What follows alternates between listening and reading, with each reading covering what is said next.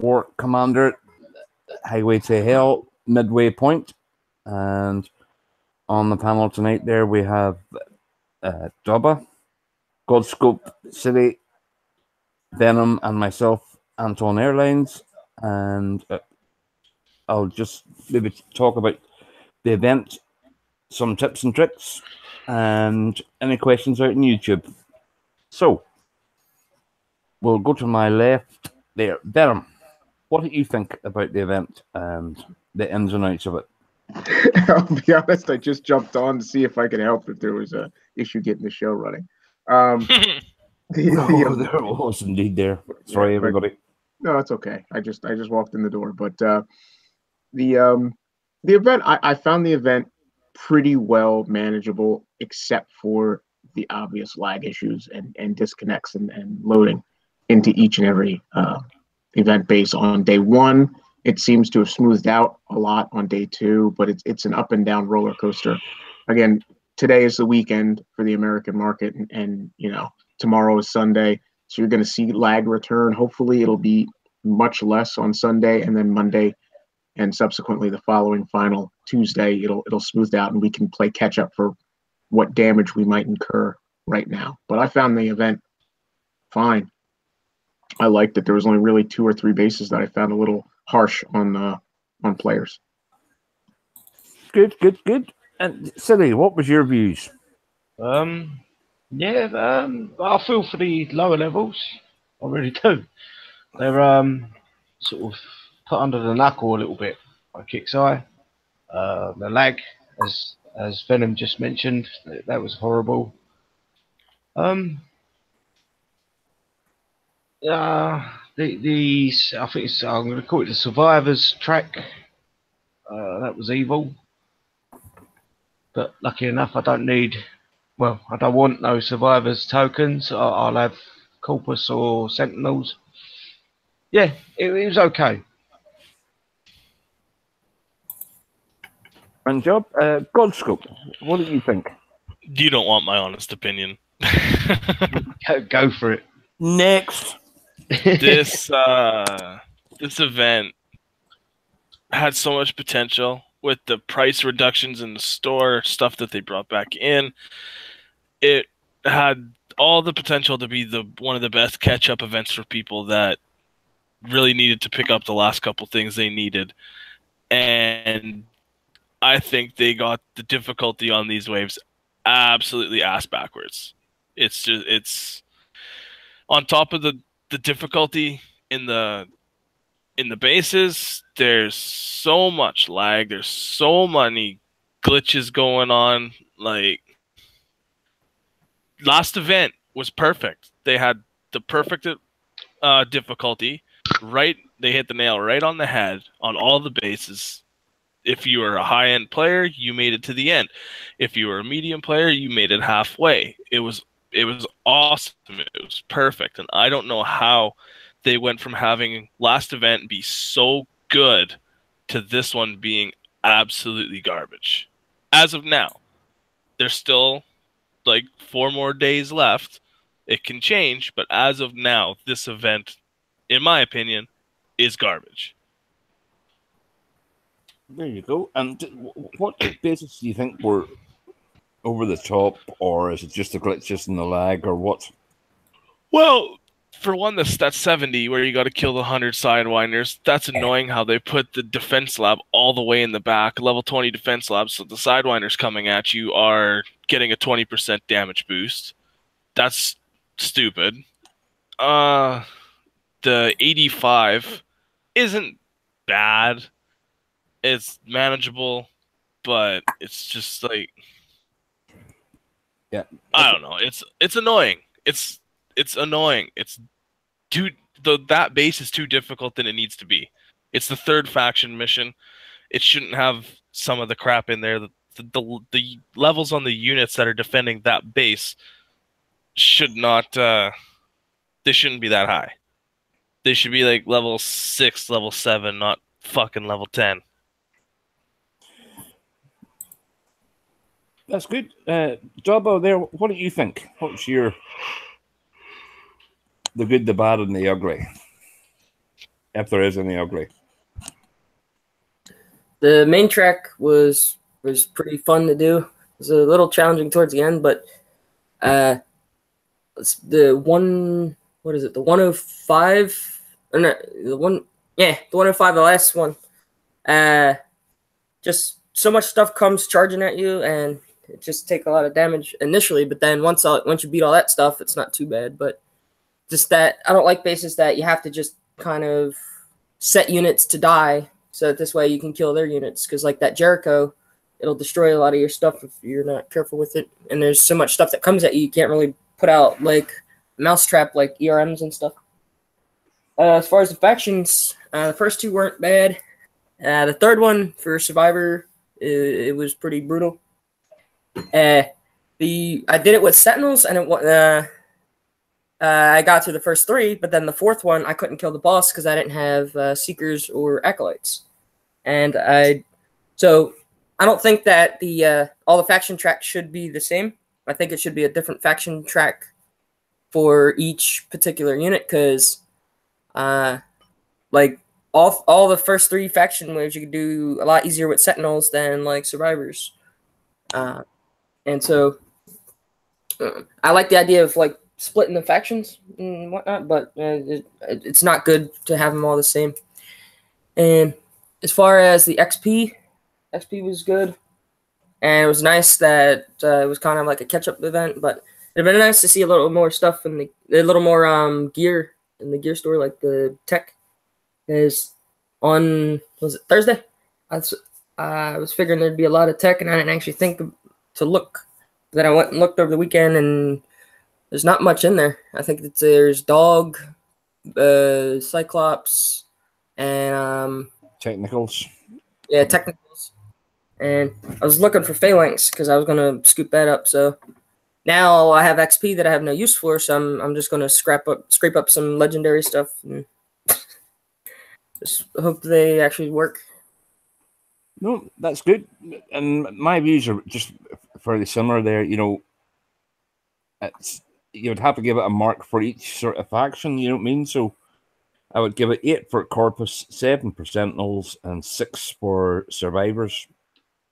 And again, I think a cave base, you should be able to use all your units.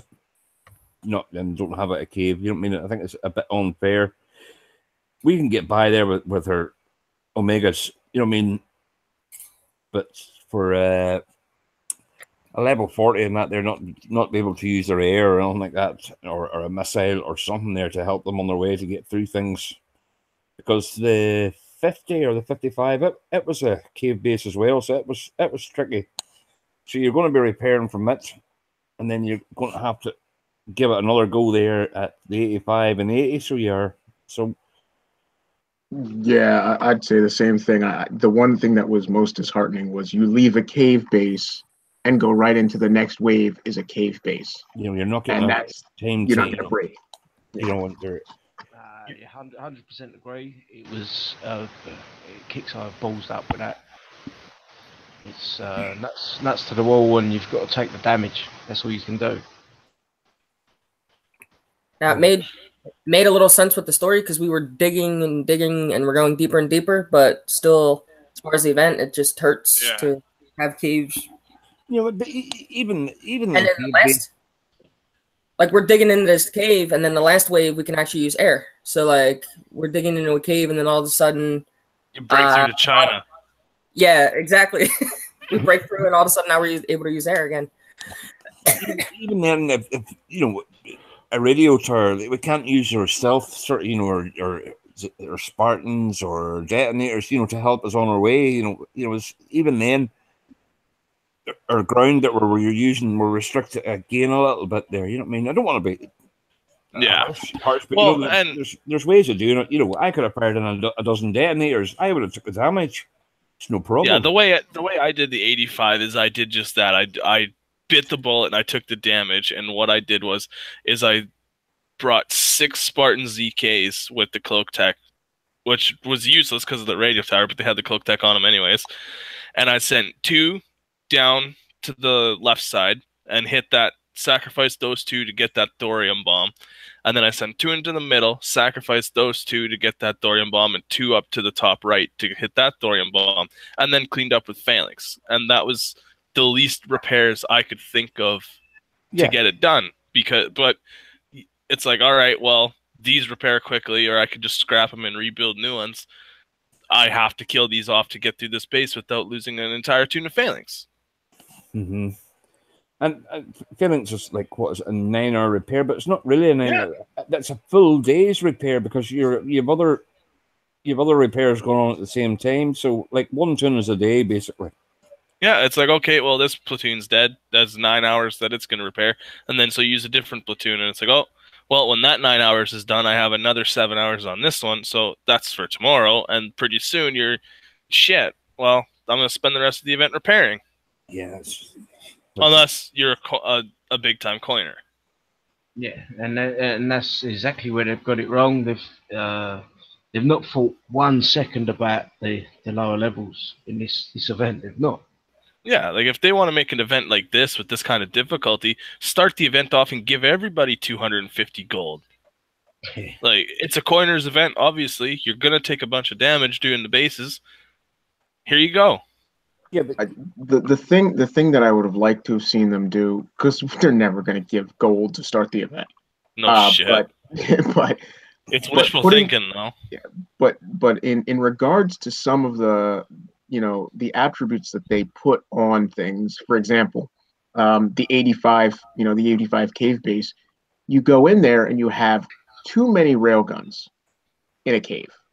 Yeah. And you're talking, what are they, like 12, 13 rails, and they're sitting with absorption and fusion turrets, like, and a Tesla coil, like, fuck off. Tesla coil. But the big thing is that absorption turret. I mean, you've got a rail gun at the top north with absorption. It takes forever to kill that rail because you got to take out that absorption first. So that, so you are guaranteed to lose so much because I would not have minded them running 2 rails in the base, even if the only 2 rails were right up front or they had 1 in the back and 1 in the front, just not with absorption turrets. If they did 1 with a fusion, 1 with even if they did 1 with a viral to trip up somebody in that class that's going to be able to bring a unit that might not. I mean, obviously you can't bring Growl or anything because it's a faction track. But for example, if it had a drone, had it been, say, not a cave base, and you brought in something like Nyx with the drones, that kind of stuff. I can understand having that bastion connected or that tower connected, but really making it so you're guaranteed to suffer mass damage because you can't kill the weapon to begin with until you've killed that thing, and it's all higher level. It's kind of, I don't know, deceitful. Yeah. If we can just use all our units as best way we can do it, and design it and culture it there for our own units. Why the hell can't we use non-faction allied units in the faction bases? This is the thing. Most non-faction units are actually part of a faction. If you look at Jericho, if you look at Dino, they are actually part of a faction. Yeah, but I'm talking like the Growler, the Titan, the Sandstorm, stuff like that. Stuff that's not in any way tied to a faction. Yeah. Like, these bases would be so much better if we could use the Titan, use the Growler, and stuff like that. You'd have to use more skill. You'd have to use more tactics. People would learn better. You'd have better ways to do these. But be honest, there's not much skill left in the game. This event, it's just you spam your units. I'm in the faction track. You spam your units. You take the loss. You go to bed. You repair up for the next day, and that's all. Yeah. That's what this game is becoming. They're taking the skill out of this game and they're making it a coiner's game. Spam and press the button. I'm not going to say they're taking it out because the last event was. I enjoyed the last event, and it was. The last event was beautiful. Yeah, and that's why I'm not going to say it's a spammers event. I think this event they've made it difficult there may be reasons at Kickside that they've done this, but yeah, it ain't fair. It ain't fair to the player. They don't like the community being happy. They found out how many people loved that last event, and they're like, "Oh, we got to change this. Too many people are enjoying themselves. We got to stress them out." Probably gonna catch shit for that one later, but still. You've been ironic. That's all right. A person's opinion is always, valued. So just out there in YouTube land there, was there any bases there that were difficult for anybody, or was there? Anybody found a way of doing a Hey, Roy. How you doing, Roy? What up, Roy? Get your ass on the show. Yeah. So, do you want me to send a link? Yeah, sure. Yeah, send it to him. More the merrier. One second. But yeah, I saw a lot of people complaining about the 105 base in World Chat, and I didn't get that far, to be honest with you. Normally, I go all the way through and at least once and then reset it, the restart token. I didn't even go past the restart token this time. Well, Daba unfortunately suckered me into picking a faction I had no interest in doing. So now I'm in the midst of my second run in order to actually get the token that I do want, if I can somehow manage to squeak by that boss, which I don't have all the greatest hope in the world of being able to do. So I might be just basically blowing my resource tokens and restart tokens and buying the unit with XP. Saying that, I've just posted on my page. If you can do level 12, mission 12 main track, and then mission 3, and do all sentinels. What base are these? Look, I'm going to call it just like this. Here's the deal. Hello, Kickside made this thing so much harder because they know we're not going to grind it like last event. We grinded it so much last event, they were able to make money. This event, there's not a lot in there, so they know we're not going to grind the shit out of it. So what they do, they turn it way up, we take way more damage this time to get the coin out of us early. That is the map. That's exactly how it's working. Well, I'll agree with that, but you got to take the other side of that coin and say, in doing that, they're going counterproductive to what would be best for their bottom line. What's best for the bottom line is they got to make their money when they hear can. me out. Well, then hear me out. Okay. If you look at the prize pool of last event, it was dedicated to a higher level, new toys, new units, new tech. This prize pool is dedicated to the returning player or the low-level, mid-level player. By ramping up the difficulty and not being able to grind when the prizes are based on a level of player base that would require the ability to grind through so they can fill up what they're missing. Or even for the high levels who can fill up on outdated tech that they just never got in the original. Like, oh, fine, I'll collect it now while I can. It's backwards. It's counterproductive. They could have ramped up the last one with all the new tricky toys and force us to get our grind and gold on in order to collect the newest, shiniest shit. But mathematically, coin-wise, it's not going to work that way. The coiners, the people that are coin like Scooby and others that want to get their stuff, are going to hit it hard one time. They're going to get it done and over with, and they're going to get done. So they want those coiners to have to coin, guaranteed to take damage, even, and that is what it's about. Scoobies and so many others. And that's exactly what's happening. If you check by the leaderboard, they're done. I'm done. So many are done because all we did was we hit it hard, we got it done, and now we're done. Now, and there's no reason for us to pound through it. Now, for the people that need the technicals, need the tech, need the caretakers, guess what they're going to do? They're going to grind through it. They're going to pound it slowly. They're going to take the damage. They're going to be forced to coin because they got to get these. And on top of it, they changed where the XP is. It's not a spread out. It's downright all at the up top. So they're being forced to go higher. The reset token's even higher than what it was. So they're forcing it for people to have to coin. That's their goal. It is. They know they're not going to grind it because it's a good event, So this is this is how we're going to make our money. We're going to force you to it. Yeah, right. Think of it this way: which way makes you more look, money? Having I'm not- no. Listen.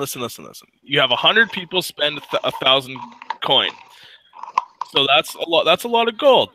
But is that as much gold as 10,000 people spending 100 coin? Look, I'm not telling you it's mathematically a good idea for what they're doing. It's not. But this is how they're making their money, and they're making it. I know people are coining. Oh, I'm just coining a little here, a little there, but you're still coining. Okay? It's the fact that they knew this event was a catch up. They knew they weren't going to make the money. So this is how they did it. And I'll tell you what, this is a business plan. They chose to do it this way. They got to make their dime. They couldn't make it this way, so they made it that they're making it this way. That is how a business is run. It's not always about satisfying people. Sometimes it's about taking and making the business work. Today, it's about making the business work, not about making everybody happy. Last event with all the stuff they threw in it, all the good, everybody went crazy. All the preacher, the tokens, people coined just because they were having fun. And that was great. And the last event was fantastic. This event is different. Okay, right. I understand what you're saying, right? But if Kickstarter had toned it down a bit and then threw the caretaker tokens in, the technical tokens in, and all would the non-coiners or the people that only coin a little bit, would they not go mad if the event was at a reasonable rate? Would they not coin? You're going to spend more money when you're having more fun. Yeah. That's why last event was so successul because the last event was so successful because people like me, people like Scooby, people like the leaderboard. What did the leaderboard get up to at XP last event? Anybody remember? 34 million, was it there? Something like there. They needed to get they wanted to get the preacher tokens. They wanted to get technicals. They wanted to get fair links. They had it. They went after it. They got it done. Now most of them are done.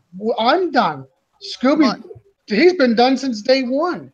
They got to find. What you're saying is it don't make no sense because you're making it a catch up event. They're not making it a catch up. They're making it. Yeah, I know what you're saying. They're making a money grab, and this is just a forced money grab. It's not a practical thing. I'm telling you, they're still making money. Their goal is they can't get the coiners to stay in it for the long haul. They're trying to get the coiners to get it, to force it to get the damage done early, get their coin out of them early. And then if whatever we can grab after that is what they're going to grab. And that is what's going on right now. That's exactly what's going on right now. It's not what hell, I don't like it. I had so much fun last event. I was hoping they'd go the same. As soon as I saw the prize list, I knew they're going to turn it. And that's exactly what they did. They cranked it up because a bit, and that everybody's like, oh my God, this, and then they've changed the 3-star token. Guys, it is a forced money grab now. They're forcing the people that want to get back into this game to have to coin somewhat. They force the coiners that don't have much, just want to get the trophy, get the basics. They forced them to take the damage early. Because I'll tell you what, if they left it like they did last time, Scoobies, me, Pascal, all of them, we could have ran right through it without taking hardly any damage and not coined anything. But again, hold on. Hey, Brandy, welcome. Yeah. I have to say this. I have to say this to make the adverse point. You are comparing, yes, going through the event last time during a period where most of the tech and prizes were newer. You're comparing your skill set and your level of equipment, and that's a wrong comparison. Be that as it may, yes, you and Scooby and City and the masters of the game that have already picked up all the tokens for caretakers and all the tokens for technicals, and literally everything is max level. You are supposed to barrel through it with hardly any damage. You have to look at this not from the viewpoint of they're doing a cash grab to get players like me to have to coin so that we coin big on the first day because they know we're not going to hold on, so that they know that we're not going to carry on because we're just going to barrel through it and collect what we want and then quit for the remainder of the 4 days. What I'm trying to get is a perspective of a lower level player, or even a player of your status that doesn't have all the tokens that might want to go out and pick up what they're missing, or a player of lesser valued units that needs to go through to collect more technicals, more phalanx, collect tokens for said units, and it's that center conduit of characters, of players that get left in the dark. Look, and that's where this event. You're 100% right. No, they are leaving they're leaving players in the dark. They absolutely are. But here's the thing: Kickstarter's not looking at this event like that. They're looking at, okay, we don't have a lot of stuff to offer people. We need to get their money out of it because this is all about they need to make their money. Of course, sustaining a corporation is always tantamount to productivity and profit. You want more productivity than cost, otherwise you're losing profit. But it could be that, but also they could have missed the boat a wee bit just in the design of their basis. And if the design of the basis was a little bit better, we mightn't be having this conversation. I'm telling you that I could as running my own business in the past, doing security work for fairly wealthy people. I'm telling you, listening to them, this is what they would do. This is what other companies will do. They change the difficulty to get people if they're going to come in, get the job done, and get them out. That's what exactly is going on. They have. Well, look at a service industry like restaurateurs. It's asses in the seats that make your money. The idea is turnover. So it's not about providing as pleasant a customer satisfactory experience as it is get them fed, get them out, so we can get the next person in that seat. Exactly. I understand that. Okay. But what I'm trying to persuade is there becomes a market in computer game systems in this genre of entertainment where you have to make the idea of spending money on a quote-unquote free-to-play market video game, you have to make it appealing. You have to want to make the customer desire to spend. They did that last event. They had people that usually don't play the event almost all 7 days. Yeah, and they made a ton of money. So if they would have made this event the exact same as they did last event, they'd have the exact same outcome this event. Dude, they weren't equipped for it. They didn't have the new unit ready. Yeah, but you don't need to change the type of for lack of a better term, but the item you're selling, in this case, the units that we're getting, didn't have to be the newest units to maintain the same overall outcome of desirability to coin or catch up. But it's the other option is with this game being, pushing towards clans and helping out your lower levels, is it not helpful to have an event like this that's a catch-up event for the mid-low level players in your clan to be able to get some stuff and have you as a clan leader coin, $50-$60 to do some of the bases with them and for them. Look, see, there's always a market to have even a whale coiner, not that you're a whale coiner or I am, but to have a whale coiner coin, not even on their own behalf, but on support of the members of their clan, their group. Look, we're trying to put ourselves in how we would run this. It's not how we run it. We know Kickside runs it very differently than most companies. We've all seen it throughout the years. I'm just trying to give you what Kickside sees, what they did, why they did it this time. Mm-hmm. This time, they knew we weren't going to grind it. So Kickside made a decision to do it differently. They made it. Now, I'm not saying they're right. I don't agree with it. If they had a lot of other stuff they could have slammed in that damn event, and we would have went haywire for. I mean, we went haywire last event for technicals and fairlinks. If they would have taken and pulled the legacy stuff this event, not next event, this event, thrown fairlinks tech in there, technical tech, we would have went haywire again, and they wouldn't have had to do this bull crap. but they didn't. And that's the point. They've looked at it the wrong way. You're right, Roy. You're right in what you're saying. They've screwed the small guy to get the payout. They screwed the small guy, and they screwed him without lube this event. I got people that were almost going all the way through. Now, everybody knows I got a larger clan that's growing. We range from size. All the way from, I think, 35 all the way up to us 40 acres. They don't care about the small guy anymore.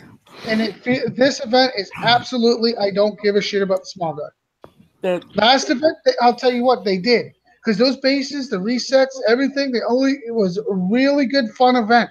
Everybody had a good time. I know lowers that were almost made it all the way through. They had a great time.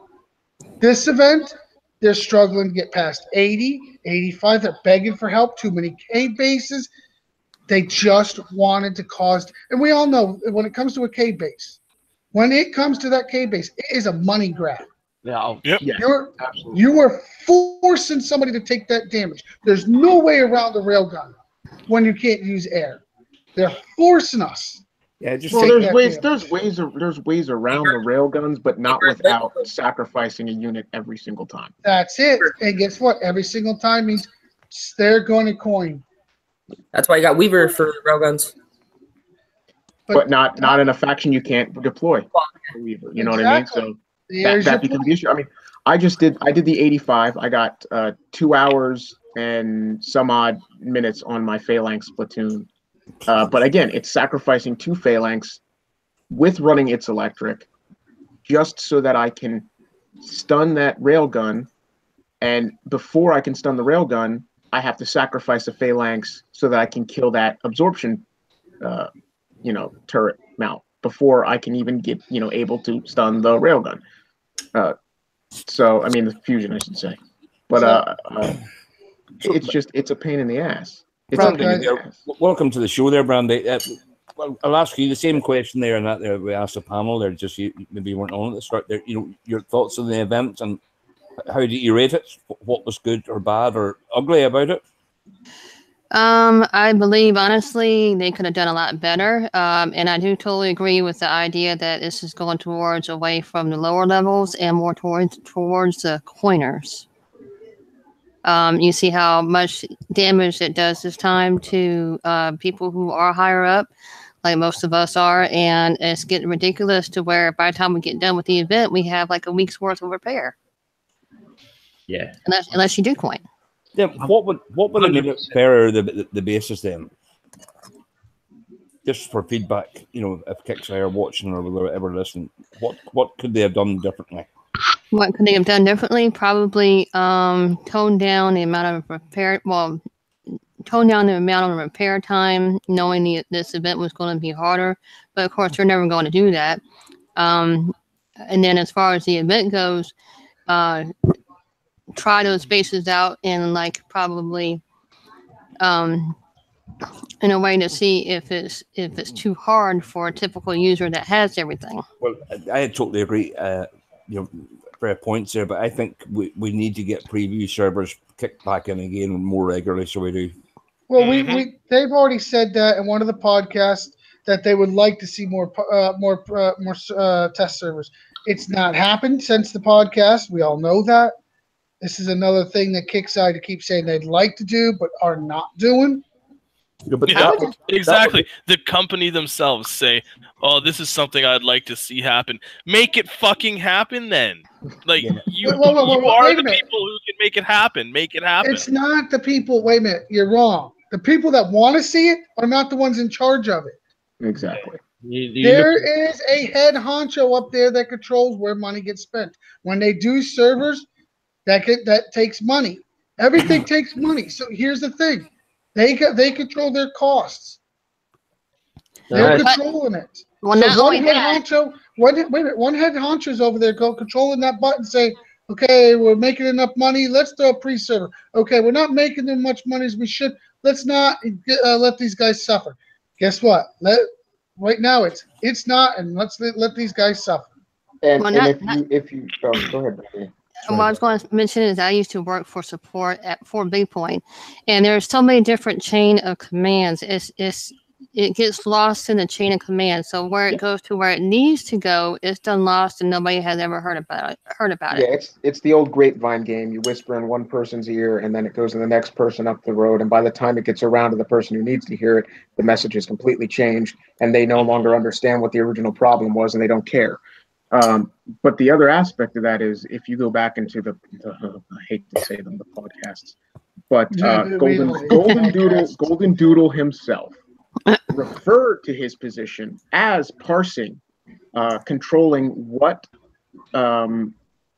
efforts and what cost-effective things needed to be put in based on how many resources they had at their disposal at any given time, where Wrong Thinker's basic value in the game as the lead for him is coming up with the tactics, the ideas, the next unit idea, and let's work together with the art department, get this stuff together. And then it's Golden Doodle's responsibility to rein in what Wrong Thinker might want to put out as tasks to get accomplished and say, look, we only have this number of team members, this amount of money, and this amount of time. So I'm going to have to figure out, do I do a technical improvement? Do I do a server improvement? Do I do a bug fix? Do I do a unit release or content release? And that falls down on the doodles. Guys, sorry to interrupt, Venom. I've got to go. I've got a pal coming up. All right, see you, City. Keep it civil and have a good night. Yeah, I will be listening back tomorrow. All right, you too. Dang it! All the things I'm going to say about you, I better watch my mouth. I love you, City. Take care, bro. Slag me off all you want. I'll take it as a pinch of salt, mate. It's all good. Take care, all, and just have a good time, and I hope the show goes well. Sorry, you too, brother. Me too. Have to leave. No apology needed. You have a good one. Bye, guys. Bye. I will say, if Kickside does listen to this, and I hope they do, this is a message to you guys, because I know you're in the business of making money. People are more willing to open their wallets when they're having a good time than they are when they're pissed off or having a bad time. Yeah. And real quick, he left, so he'd taken a pinch of salt, but he'd give me a flattened base if I did. But my point being, even Golden Doodle himself, tasked with trying to balance out costs and responsibilities across all the things that need to be accomplished, he has to answer to people above him, as being counters. So it's again, like you were saying, and why I want to elaborate on that was like you said, the multi-chain of command where people have to answer to people who have to answer to people. And sometimes the most valuable change in the game or the most valuable fix gets lost in the shuffle. Yeah, that's why I was saying sometimes you have to have people that's been in the system, even with other games, to know that does happen. Yeah. So, any questions out on YouTube there, Godscope, or is it all? No, I don't think so. They're pretty far. Is anybody in YouTube experiencing any glitches happening? Anybody out there with their base stuck in a defense wave for the last 3 days? Oh, ouch! I got a buddy in a sister sector who did 2 hours of the event. The last defense wave, I don't know if he disconnected or what, but for the last 3 days, perpetual defense. Yeah, his base has been under attack. He can't deploy anything. He's done all the event missions that he can do with a buggy, and he's fucked. He can't.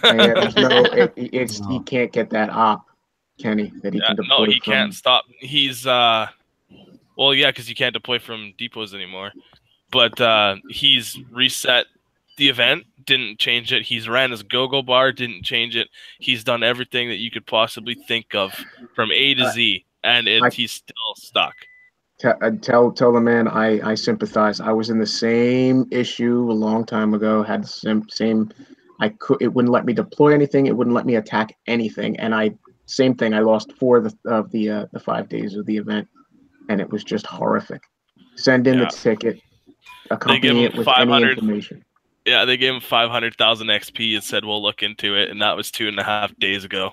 500,000 XP. Let's see. I did 4.7 in 2 days. Yeah, that's a fair trade. Not. Yeah, and this is the kind of guy that the last event, I think it was 6 hours into the event, he had almost 7 million XP. Yeah, see, that's heartbreaking. So he's like, I've lost millions of XP. I could be done my event by now, but I can't do any of the bases. That's horrible, though.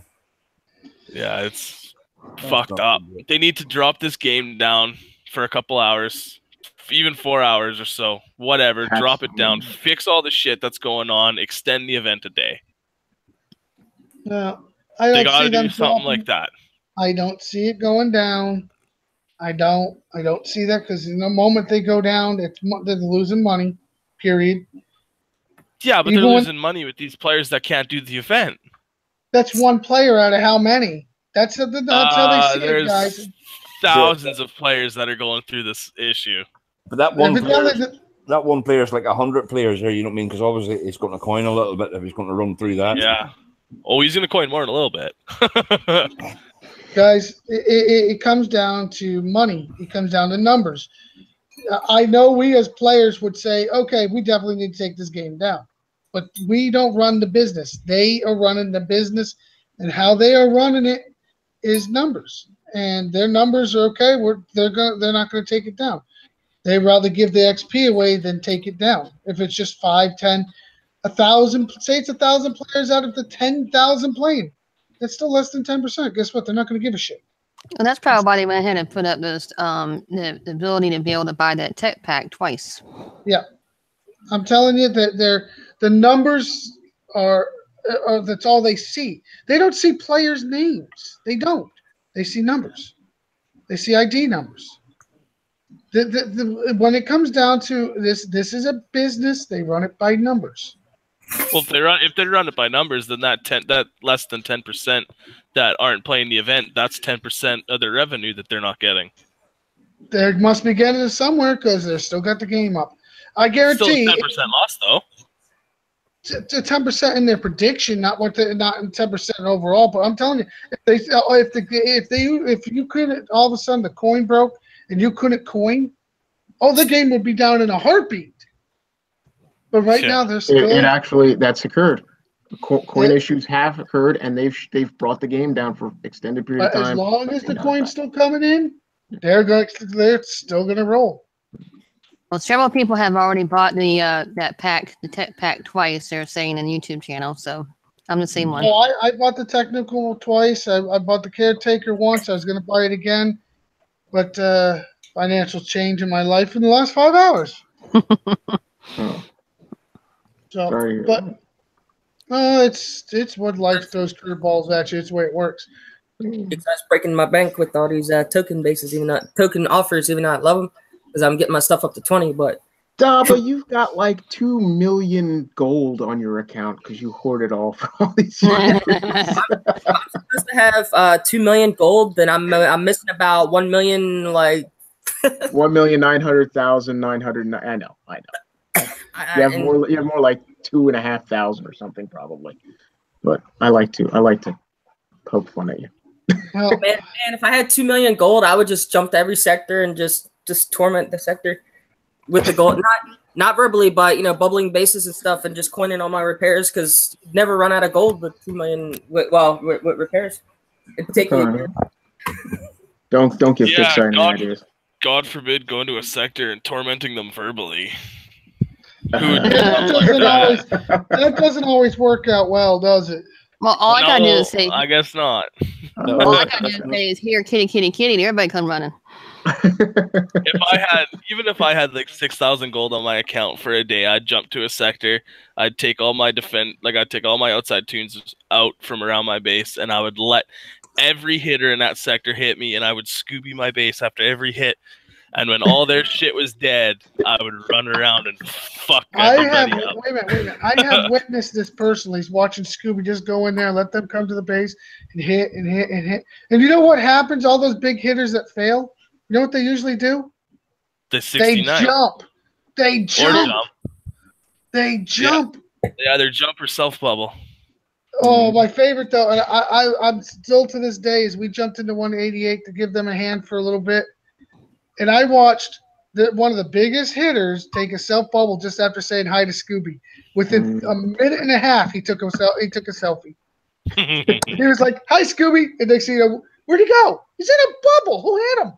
Oh, he's getting a selfie. Nice. See, I wouldn't have done that. I would have gotten the friendly bubble first and then said hi.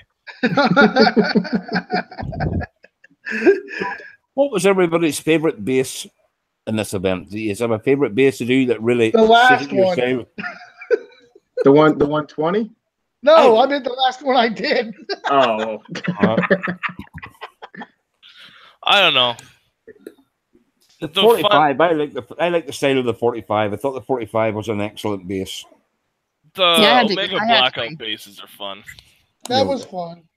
Unless you go at it in Sentinel. I guess I heard that's a real pain in the ass. Well, Sentinel's easy.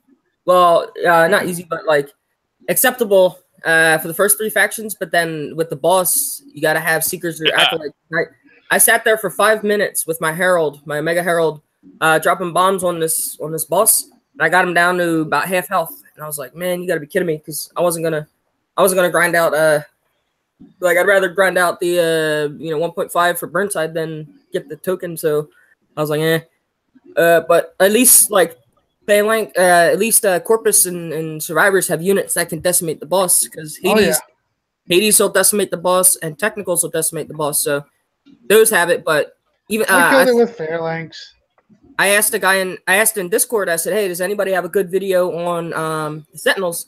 And the one video I saw, a guy uses Acolytes. The next video I saw, they use Seekers, and even them, it still took about 3 minutes of pounding for them to die. And I was like, well, in all that time, the what's his name, Kruger's drones are just pounding on your stuff and just killing it. And you just don't, like, Acolytes and Seekers just don't have that kind of health like a Purifier. And so you'd have to put like a Purifier in or something just to tank the drones while the Seekers are going. And the benefit with the Seekers is you can just leave them at the corner. Once they lock on, the Kruger's got to get out of the range. I think it's like 1,000. So I mean, you can pretty much lock in, go in the middle of the base, lock on, and then just leave them sit, and then just babysit him with like an Acolyte or something. But you have to have the right units for the base, and at some point you just gotta have high level on top of Seekers to be worth a shit. If you got level 10 Seekers, good luck to you. You're gonna struggle.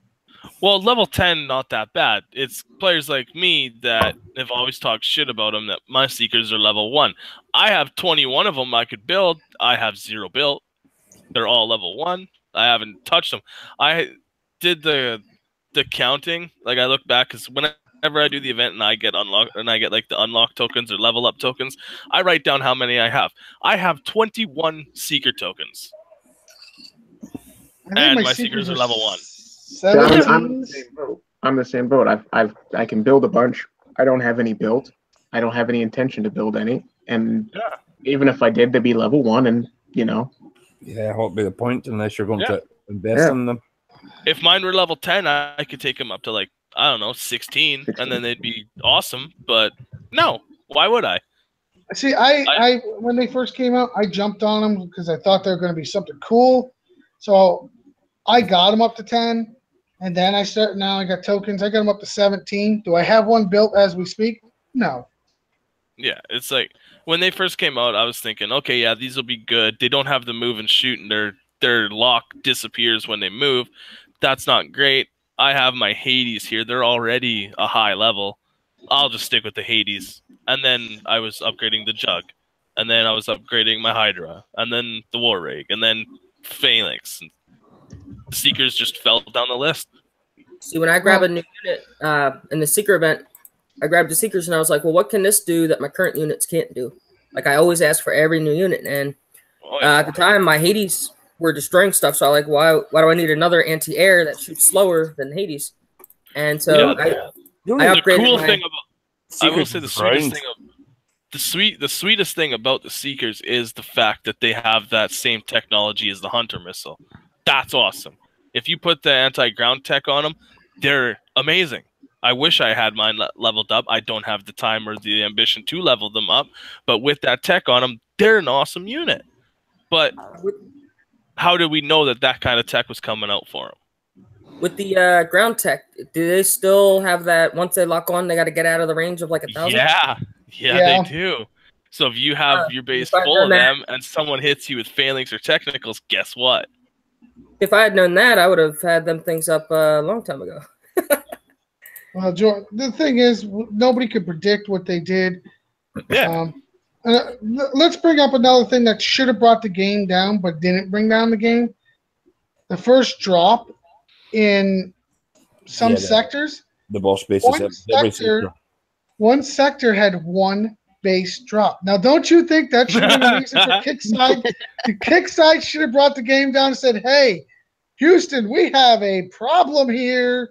One base for the entire sector for the whole time it was dropped. So did y'all notice like the Omega Blackout bases? Yeah, yes. One base. One base. Yeah, it only spawned one single base on the entire map for that.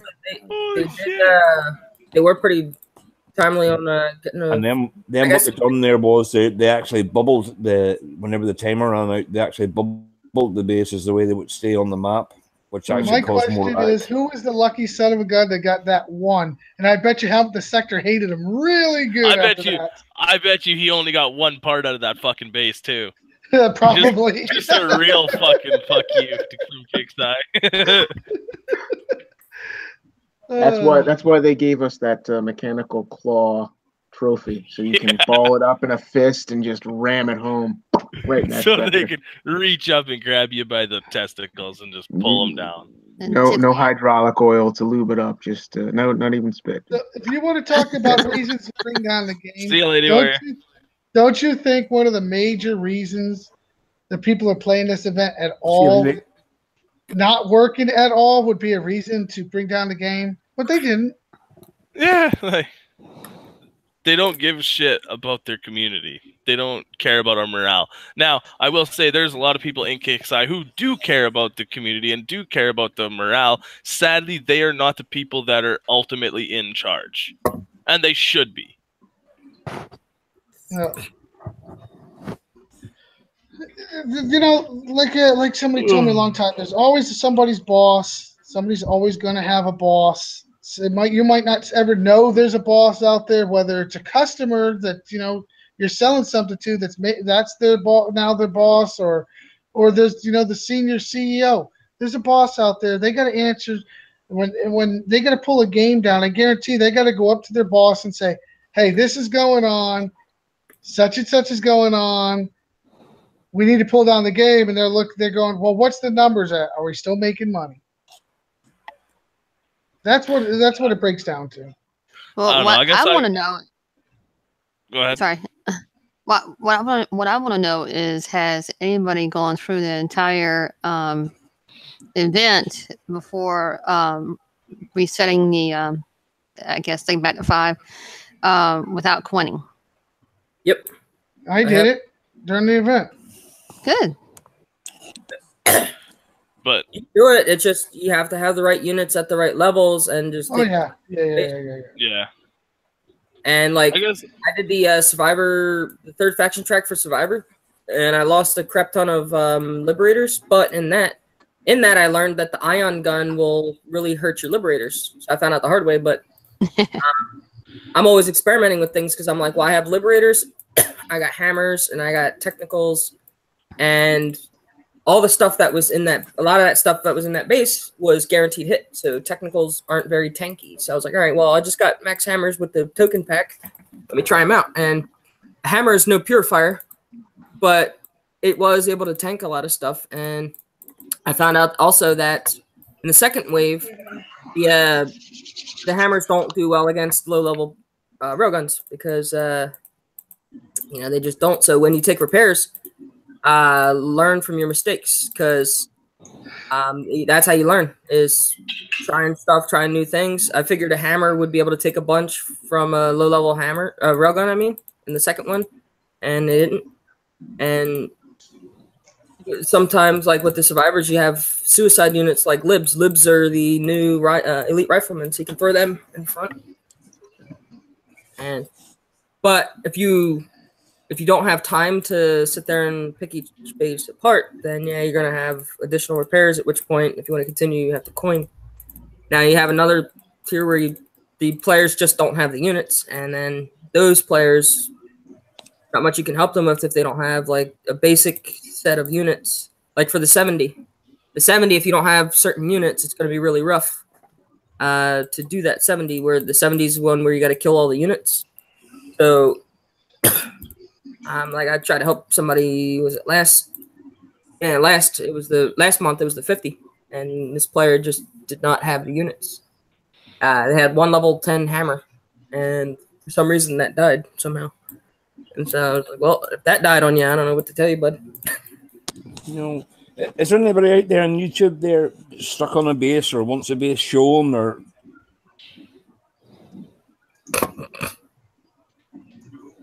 Is there anybody out there?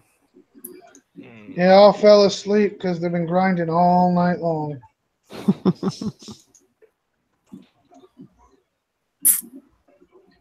Oh, Who's got Jess in their friends list?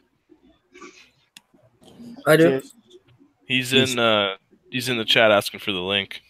All right, y'all. I'm gonna drop out. Go back to help with my clan. There's All right, see you later, Roy. I got Try to him. behave yourselves. Talk to you guys later. 3 or 4. Hey, too. 3 or 4. That means 7. For goodbye, Roy.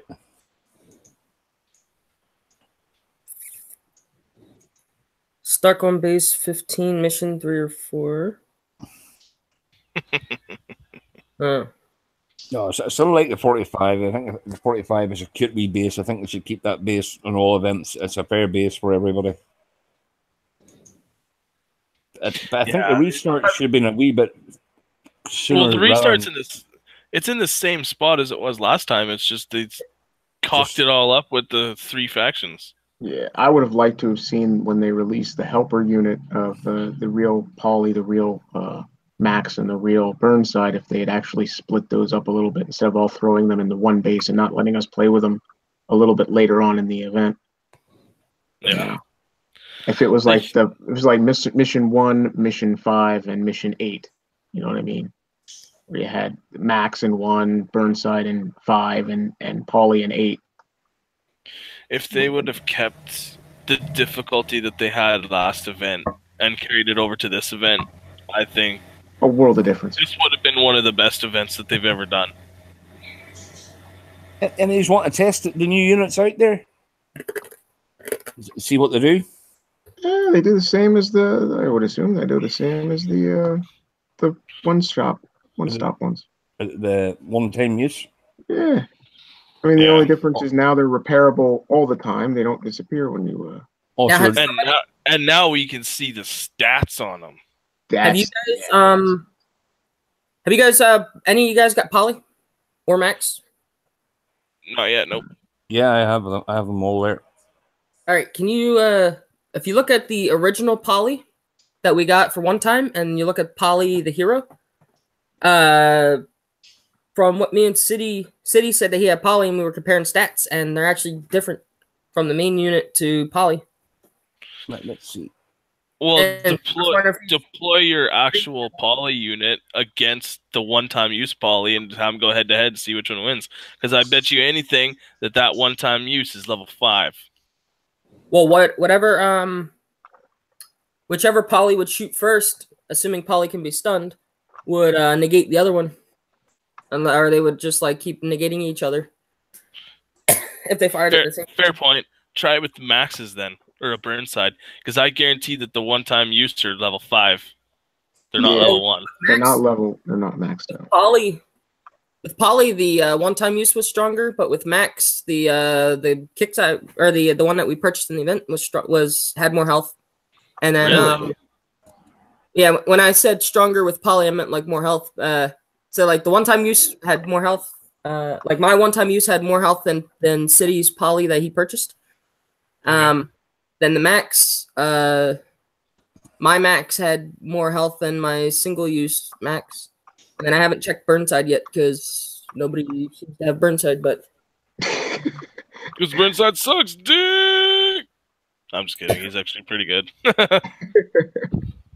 see, Burnside is a really good unit for running in, and he's a CF cannon fodder. Yeah. Oh, look at that. He's like the Inferno, but not 18-hour repair time. See, think of wartime, right? Who's the real OG? The guys that sit back, or the guy that runs out taking all the shots? Of course, this Smart is one is the one that sits. The smart one is the one that sits back and waits for the tanks to show up. Richard was saying that Paulie is level 5 when built. That's from the event. All right, there you go. All right. Well, I'm out. I'll talk to you guys later. Thanks for having me. Okay, Anytime, Bugs, Doc. thanks a million, there, buddy. You take care. Well, that's good to know. Level 5 poly. So that means that we won't have to do we won't have to waste Blood Thor on these Gen 2 because hopefully Poly and Max will be level and Burnside will be level 5 when you get them. Because now see why couldn't they do that with Ardra and them? Since we could have potentially, I think Ardra and Roland and Orin were 1.5 or a token when they had those. And you know, they could have come at level 5.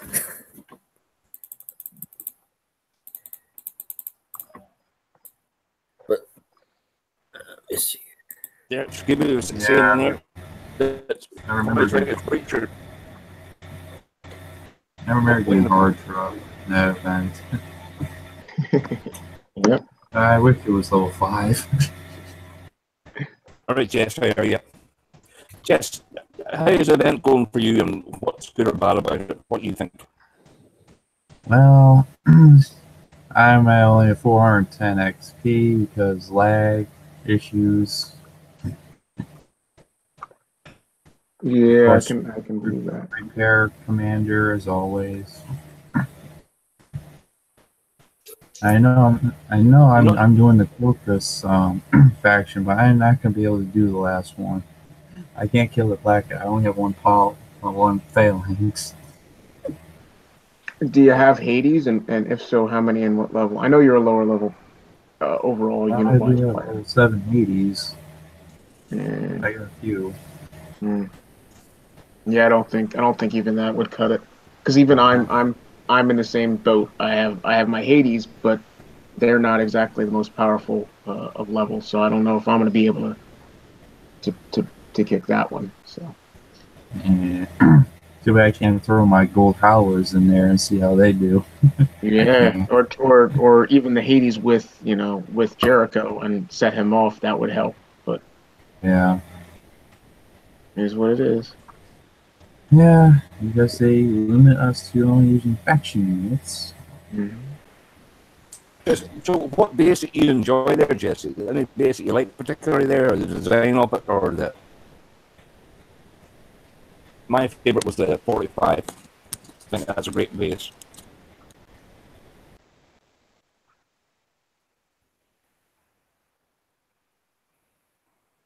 No answer. You don't have a favorite base, Jess? You just don't want to talk? I guess he hates them all. I don't know about the favorite base, really. Did any of them seem enjoyable, like to think through as a puzzle, or were they all just kind of blasé, same old, same old? I guess the 45. Okay. Yeah, I think that's going to be a stalwart of a. My towers. Hello there, Dutch. Are you sure? Hello, good evening. Welcome, my good man. How are you? I am good. How are you all doing? Good. I can't complain. How was your event? I did one complete round, and I did the survivor track, and for me the event was good. It's not too difficult. I like the difficult. Yeah, the most higher bases. Yeah, you gotta take your time a little bit and watch what's coming at you, and they are good doable. And nice. I got my max now built. So, but I just popped in and I was hearing you guys talking about hero units that come as level 5. Did I hear that correct?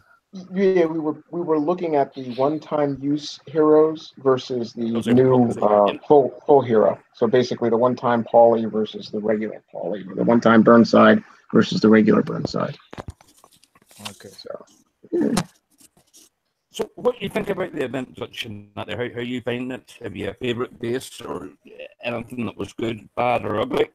No, it was not that bad at all. The only base that I took some damage that was the Cave 80. That was the on the Survivor track, but I wasn't really paying attention. I was just doing it quick because I needed to go away. But for instance, the 110, I found the 110 actually pretty easy. Yeah, I like this event. It's good. It's good. Is it just me, or does anyone miss the part of the events where there's always a couple of bases that gives you a bunch of oil, a bunch of metal? Yeah, the restock bases were always good, especially when they were down in that very, very first, couple of first 6 bases. You'd have the one that would give you 45 million metal, and you have another one that would give you 45 million in oil. But kick size kind of getting away from that, and they're just leaving. You just have to be in the rotation when the metal and oil bases hit the map, which again it becomes an issue because it adds a lot of extra bases on the map during the event that you don't really need to see. But it is what it is. So between the 3 new available hero units, which one would you pick? Or you already talked through that? Audra. No, The hero units, that's either Polly the laser tank, Burnside the flamethrower, or Max the dog. Yeah, the new one, yeah. Yeah, the new one. if you have to choose, what would you choose? Probably for its dual attributes, I would say, and scramble. I would say whatever's mentioned is good. I don't know all of them. Yeah, I haven't worked them. I'd rather have them in my work with them for a while before I can honestly say personally. Well, when we could get the Poly, the one-time unit, I like that one to work with because it got the cloak option. It cloaks and it can scramble heavy turrets too. Harry back into the thing and So time. I think there's a little glitch because in the gear store it shows that I own every hero, even though I don't. I don't have Weaver or Orin or Sunder or Nyx, but it shows that I do. Oh, that's interesting. Yeah, I don't understand that. Well, as long as you're not building it or anything, and it doesn't let you build it, I guess you're okay. I'd still send in a support ticket to make sure that they clear that visual glitch up. Yeah. The biggest glitch I had, which was hilarious, I showed the one person, was after switching out my missiles, the Achilles GSs that I had, and switching them out to Earth Shatters for the defensive wave. I switched both missile systems out really quickly, and because it's only thorium, it's instant. And as I went back to load the missiles, because once you switched them out, then you have to load the silo with the 10 million thorium or whatever. It popped up like you normally get when you come out of your base and you come back in from a long day and you reboot, and sometimes it pops up with the buildings tab, and it says you can build more walls than the 180 that you already have. But you can't, obviously. It's just a pop-up saying that you have 180 walls. Well, instead of the walls, I got the trophy from 2 events ago. I basically got the spotlight trophy, and other people had mentioned that they had the same thing too, which I was like, well, that's freaking weird. And it was something odd because it was like a 40 No, it was like literally like 4,000, I think, oil and metal and 2-second build. It was the weirdest pop-up I've ever seen in my life. I've been promoted a couple of times as an event. That's about the only thing You're- I've got. You're a 15 times general. Same here. But yeah, that was weird. What about Dutch? What about lag on your side? You have a very good connection speed, and you're over in the English time zones with Anton and over there. I have you have a- rarely bother me the lag. I don't have it that much at all. Oh, good. So yeah, while people, a lot of people talking about they have so much lag and they cannot play the event, I never had that problem. I never had it before. Cool. Of course, if you did, they'll tell you to clear your cache, cookies, and give them $100 more. If you play Walkman a long time, you are getting used to do that automatically once a while. Sometimes every week, some do that every day. I do that also a lot. So it's not necessary for them to tell that to me. Yeah, Dutch has a system. He's a pro gamer for War Commander. He knows exactly what to expect them to monkey with his flow. So, any other questions anybody wants a based on or anything like that there? Or is all okay out in YouTube land? Let's see. Or is there a base anybody's just stuck at because they're disgusted with the rest of them? Well, what about you? Do you have any that you hit a wall at, Brandy? Oh no, I just know when to quit when I'm ahead of as much repair time, so I don't wind up with like 2 weeks worth of repair time. Smart. I had the 105 base. When I was looking at it, it looked very easy, and actually it is very easy. But you got the Jericho and you got the Hellhound. You got to be careful of those two because they can do some serious damage. Now, what faction, Dutch, is this? Corpus or no? This is the main. The 105 is not. I believe it's the last. The 105 is the main tier. Yeah, it's the last main track. I saw Growler in there. But I was doing that with my Juggernaut and backed up by a Caretaker. But I was responding too late when the Jericho approaches me, and it took a full hit to my Caretaker, and it took almost half my Caretaker out. Yeah. For me, I did not use the Juggernaut at all. I didn't even need the hammers that I threw in there. I threw 3 hammers at it and didn't even need them. All I did was basically use Phalanx and ran its electric op. And the whole point of it, it's not a one-time base cave. And it's literally go in, nibble what you can. When you start to take damage, hug the walls working counterclockwise from left down and then up. And if you hug the walls as tight as possible and you're running its electric with a full platoon of Phalanx, you can stun a lot of objects simultaneously, nip pieces away, hit retreat, and you'll run off in the wall direction. You won't cross over the base. Trying to go down the middle or trying to face off on those 3 railguns at the north end is just a death sentence. Especially with was it 8? What are they called? The nightmares in the thorium things, the S80 blah blah blah blah blahs or whatever. Those are actually they're trackers. Trackers in this one. Okay, thank you, Dava. That was my go-to for that. But yeah, the purple tracker nightmares. Formerly known as Billy Goats. Yeah, formerly known as Nightmares, Billy Goats, yada yadas. Yeah, tracker. You know, I will. Yeah, I'll give. Yeah, I'll give a tracker. It's a better name than Billy Goat. I'm sorry, and thank you. Tracker. They're not white. They're purple. They made a comment. I think it was Sheila or Kara in the story when Billy Goat it was Billy Yeah. Goat. I said, "What's a Billy Goat? What a stupid name for a unit."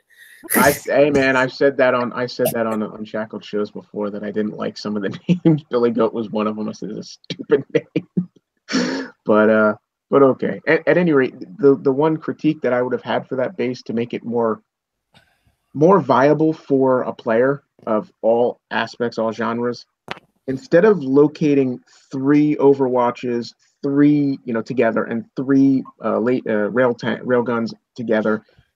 I would have said, have an Overwatch with the green, a rail with the yellow, and whatever with the red support, and then the next one have the Overwatch with the yellow, have the rail with the green, and it's with the red support, and then vice versa. So using the colored supports and the matching guns, but not putting all 3 at that north end. I think it would have been a little bit. It actually probably would have made it harder because you would have had a rail 3 times. You would have had to deal with the railgun, and eventually you'd have a railgun with that absorption that would protect it from the damage. But at the same time, you weren't going against 3 railguns simultaneously in that north end. I thought that was a little bit much, and I would have liked to have seen them maybe do 6 instead of 8 or 5 instead of 8 of those trackers. To me, that was slightly overkill in a cave base. But I will say this: they did allow the weapons lab to be accessible, although the go-go bar is a lot less accessible for trying to take out those 2 hard points that need to be taken out to reduce some of the buff. But the entryway, they did not really do anything bad against players in that entry. That's an awesome entry. You're not going to deploy air in there anyway, and they just they give you a little bit of a oh my god moment when you first open it up and see 4 heavy turret mounts, but then seeing that it's not an Overwatch, excuse me, a flak and a storm is kind of nice. Something I'm curious about. You know how the trackers they arc their bullet? Yes. So the cave, the height of the cave can't be that high, otherwise a skilled pilot could get inside. Like, don't bring reality into this game. Remember that pilot that Hannibal big fat zombie. Mm-hmm. You know how they had the one base, there was a helicopter that was just like, oh, let's fly the blades on the ground and stuff. Chop everything up. We're assuming, in a cave, we're assuming that we don't have a guy that's that skilled of a pilot that can fly low. So that means that the cave, it can't be that high.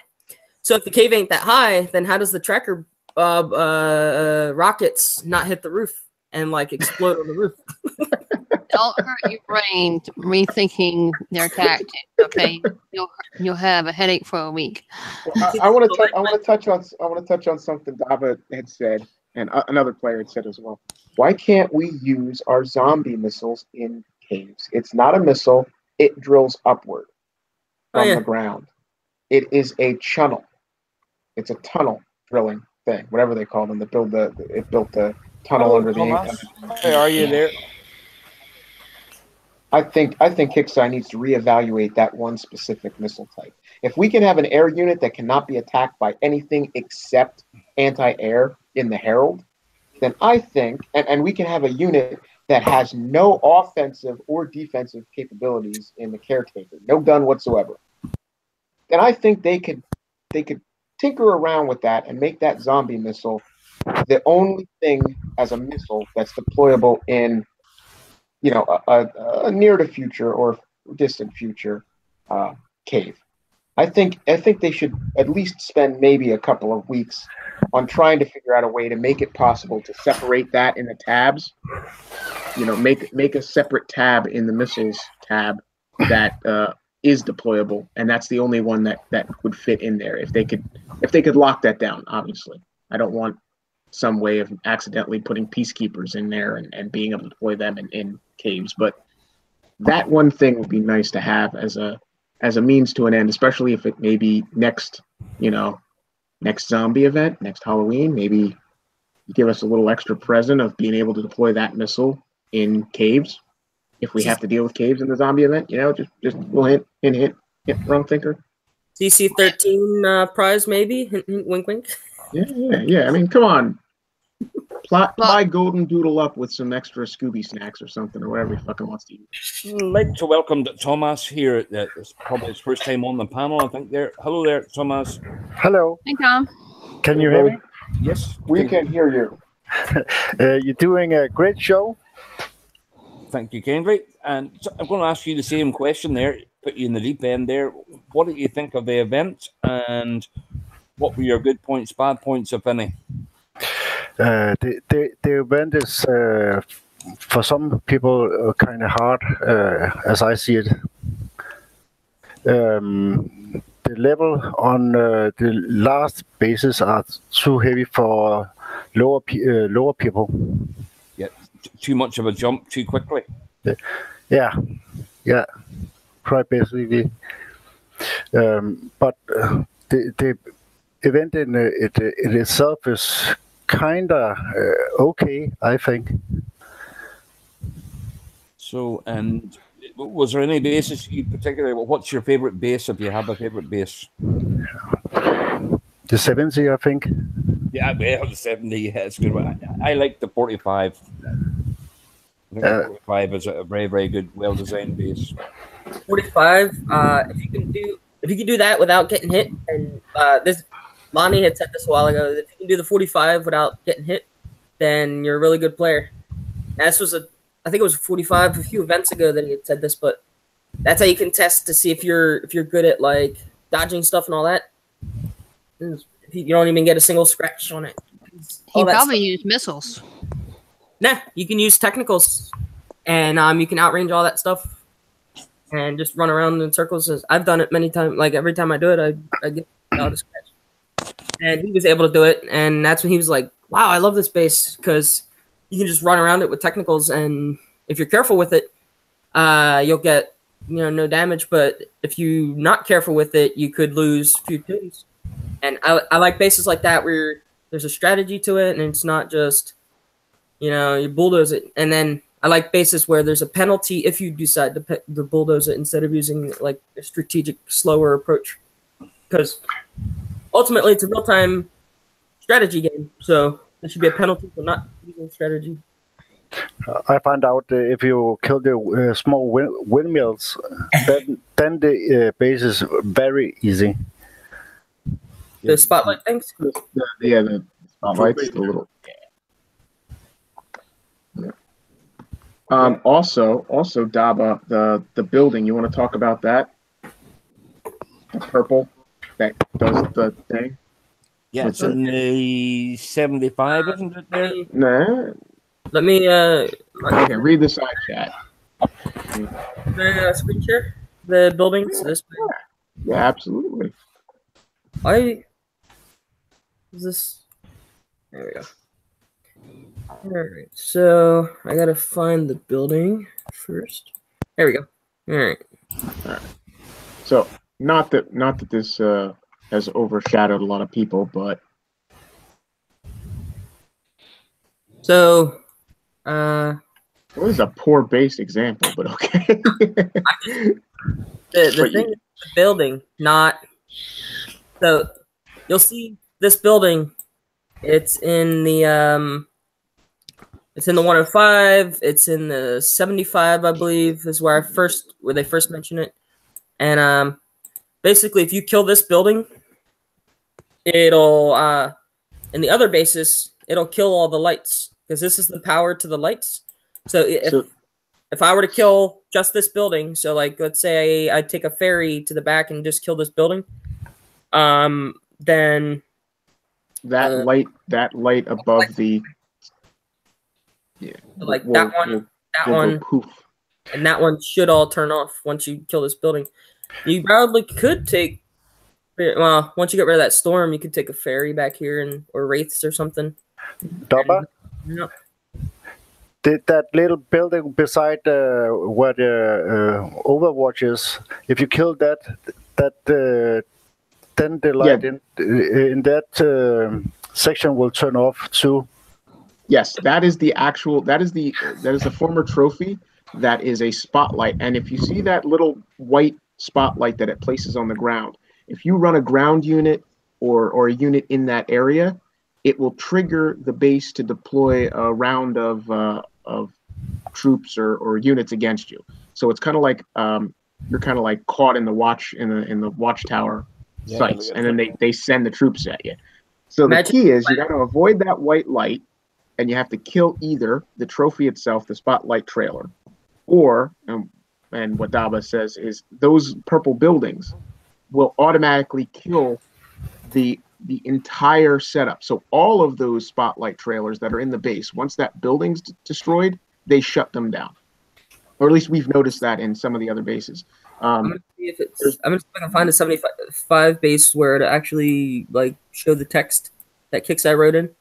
Mm-hmm. But yeah, like each base that has one of those buildings, I've only seen one. So once you knock out that building, it'll shut all the power down for the building. Now the power is only for the turrets and not like, I mean, it's not for the turrets. It's only for the spotlights. Like when you kill that, you still, if you want to knock out the power to the turrets, you still have to do it the traditional way of knocking the power plants down. So if you kill them in 45, then the base is very easy. Yes. Yes. I actually did the 45 without killing them, and it was it felt like I was playing a stealth game. Like you're trying to ninja by them all the time. Because I love stealth games on console, and so I'm it's just I love like dodging spotlights and stuff, and when the spotlight is predictable, the pattern, then it's easy to dodge. So I was incorrect. The 75 is not it, so maybe it was a 60. No, the 75 I think is. There's one in the left-hand corner. Well, there is one, but it doesn't have the Here it is, 65. It doesn't have the little text that I'm looking for. Oh yes, right. It's a text, right? It looks like a thorium 60. Yeah, here it is. So like this base right here, I took a Nyx and I just went and hammered that building, and then it killed all the spotlights. So actually here I can. So improved security has been detected. Latest waves of spotlights seem to be connected to a central hub, which is that purple building. Scans indicate that if the hub is destroyed, it'll be maybe enough to cause a power surge to knock out all the towers. Be careful when one of the alerted spotlights, while one alerted spotlight can cause a nuisance, additional alerted towers can quickly overwhelm our forces. So, just for science, as I always like to say, I will sacrifice a Fury or a Bone Saw. Yay, Dama! For science. Too. I may have that thing. Yeah, well, most people. I mean, there's ways around it, but this is a good example, a good way. So you see well, you can see the one because he's a little zoomed in. But there'll be the two spotlights. Yeah, I forgot. Like it zoomed out. I don't care. It doesn't bother me either way. I prefer you do it this way because it lets YouTube see. Careful. I mean, we're focusing on this building. We're not focusing on the rest of the base. And see, look, spotlights. Spotlight is gone there. The spotlight's gone there. And the good thing is, the buildings are gone too. Yeah. So the two little trailers, poof, go bye. So it's such a power surge that it blows the building up as well. Mm-hmm. And so that becomes another main focus target in certain bases. Obviously, if you can get to it and you're not going to take damage no matter what, you might as well take that out along with, obviously, the spotlights aren't really hard. Power plants. They're annoying to have to keep dodging. So I just like to get them out of the way. And I was sitting there killing them, and then I clicked this base, and just by accident I happened to read the little thing. And if you remember on Thursday's show, it would have helped us to read with the I don't know them crazy letter words you was talking about. Paul says I ain't got to read. I just got to learn to shoot hogs. I got to know. Yeah, that fancy book reading, you city slicker. I know what you're thinking. Did you fire 6 shots? Or was it only 5? You don't have to know how to read in order to use an item. You don't have to know like what it's called or whatever to know how to use it. Actually, I gotta say, I was watching Django Unchained with the wife, and my favorite scene at the end is when he goes, "I count 6 bullets," and then Jamie Foxx goes, "And I got 2 guns."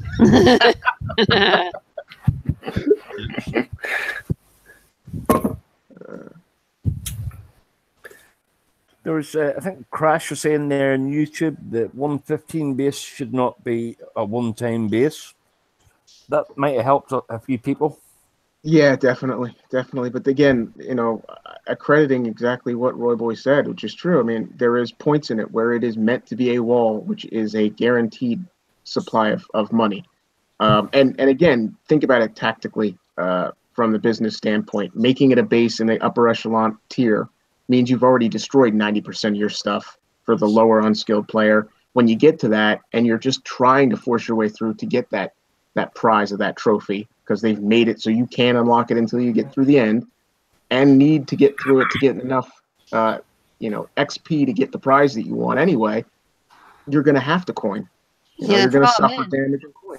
Yeah, the problem is that a lot of these lower players are, not at the point where they can coin yet. I know. It's discouraging. It's the same. It's the same with some. Oh, go ahead, Dutch. No, I wasn't really paying attention when I clicked on that base. But do you have to kill the whole base or only that unit? All you have to kill is the boss. You don't have to kill anything else except the boss. But good luck trying to kill the boss without killing at least some things. Well, if you are using a unit to take out one explosion building, Yeah, that whole front end goes. Yeah, then the whole front goes. So after you've done that, you just need a couple of good anti-air units and let that thing coming at you. Yeah, and that's where really your faction choice comes to really either bite you in the butt or give you a leg up. Why? Well, for example, I want to get the Paul. So my only units that I can bring into that faction track are my faction yeah, base, yes. Yeah. So my only units for the anti-air that have any chance of doing it is my Hades, and my Hades aren't exactly maxed. Okay.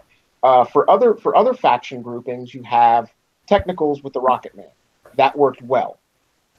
Aside from those two, you have Phalanx.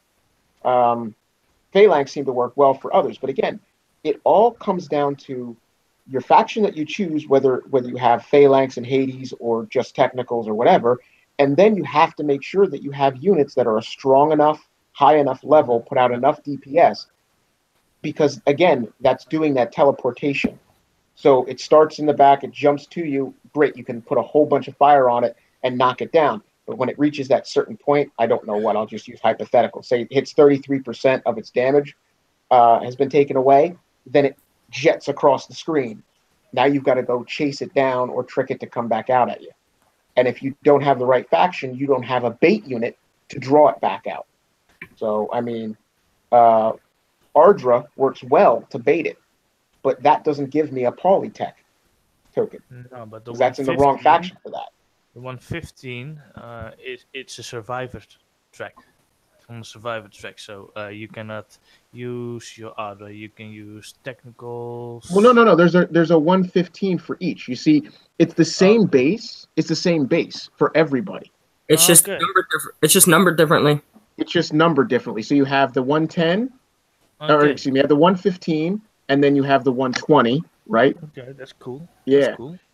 But yeah, it's they did it nicely. I would have rather them, in the future, Kixeye, if you're listening and you're going to go with this philosophy, I would have rather you had said the S110, the C110 for Corpus, the SR for Survivor or whatever, and then SE110 for Sentinel.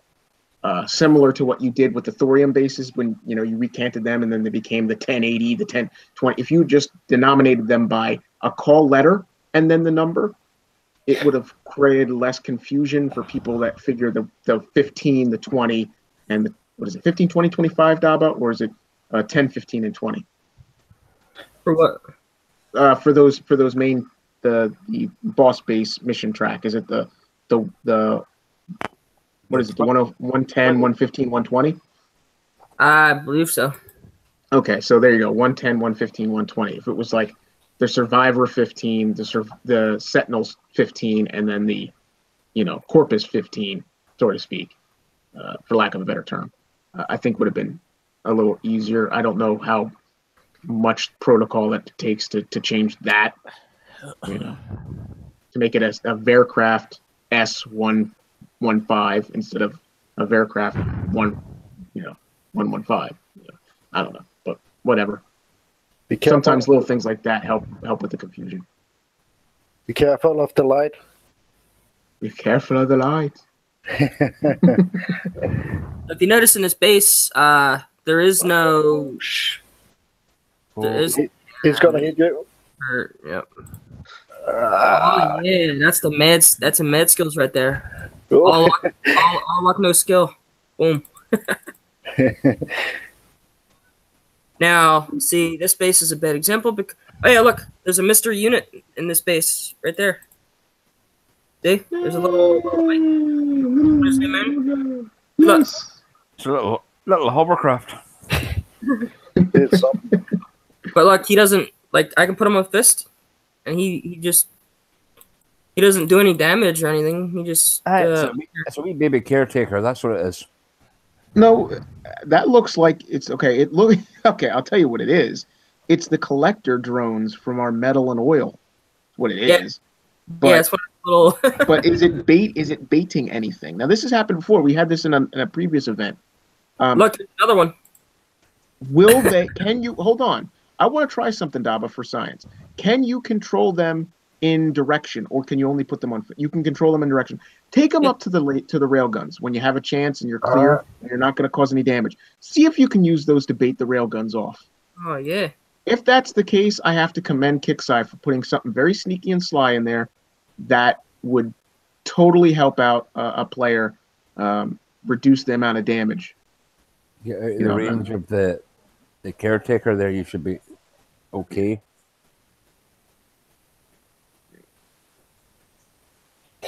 I'm thinking I think he's gonna make it in a minute. Well, you gotta watch out. I mean, obviously, I don't know what other units are gonna. If you can get rid of some of that stuff over there.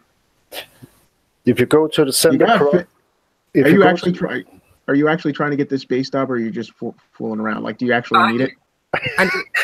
No. All right. Well, because it seems the other units are ignoring it. Yeah, they're ignoring it. I was hopeful. Wishful thinking. If you go to the center cross and shoot over the walls on the other side of the road, then you can take it one by one. Hey, I'm gonna walk the walls and deal with railguns without damage, but look, he just goes up and parks underneath. Well, I was hoping. Oh, and anyone that's doing this base, watch out. These Vanquishers will just eat your jug shots. It takes like 3 or 4 jug shots because they have you got the shields. Yeah, I'm dead. Yeah, run your technicals with your like once you kill the spawner, run your technicals with it. This base cost me 2 caretakers, and so that's totally acceptable for this base. Well, 1.5 caretakers, I'd say. And this is definitely not a base for a medium and low level player. No, not at all. So what level are you? But if the that was 46, like if a low level, 46. Nice. If a medium or low level player can even get to 100 by themselves, then that's impressive. To even be able to get to this base right here, the 105. But I'm at 95, so if a medium or low level's getting help with other bases, then their clanmates can help them with this one, because this one isn't too bad for a higher level, but it's not a one and only, which is also right. I would try sending the Scorpion. You use the Scorpion, the offensive one, the Scorpion pop for it. Trying to get into the railguns with the Juggy, time it just right so where the Juggernaut could kill them while they're focusing on the Scorpions. That's another great. Yeah, that's another great tactic. Also, I don't know health wise. What about the Warhorse Special Friends and Special Friends is the SF units.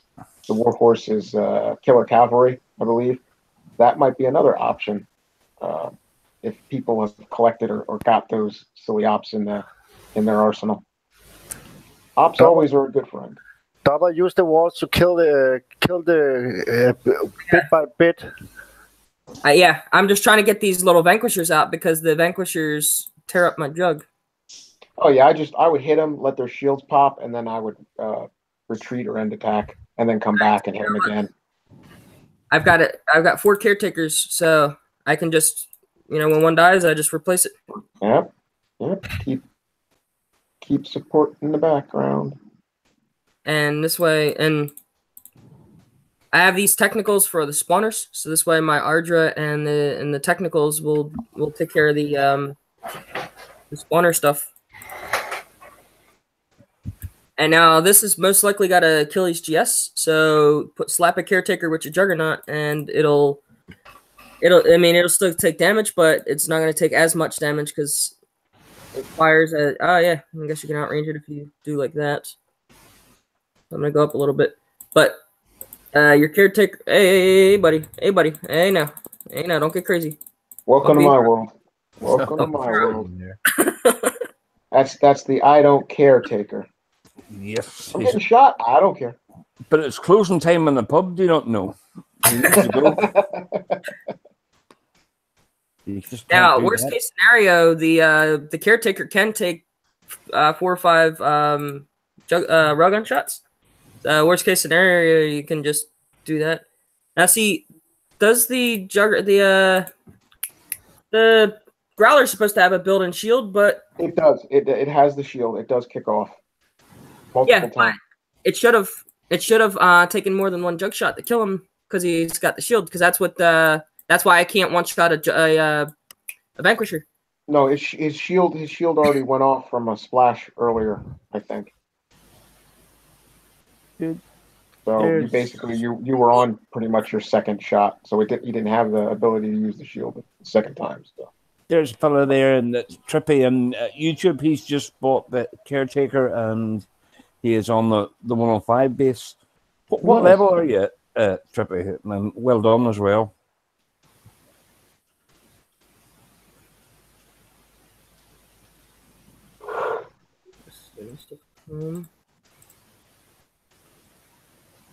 Take a game plan for the 105 double. That's the one I just did. Oh, that's the one. Basically, he's using his Juggernaut, supported by the caretakers. Probably needs another caretaker, maybe two, 3 caretakers. Yes, at least 3. It cost me like 3 caretakers. Well, 2 caretakers, and then the third one just. I mean, I could have avoided damage, but the Growler was shooting at me, and I didn't want to end attack. Yeah, so you probably have to get 4. If they're a low-level caretaker, you probably need to bring 4 caretakers and just. And my caretakers are a somewhat decent level as well. I think they're 16. 18. Okay. Thanks to Kickside with that caretaker pack. I need 12 more.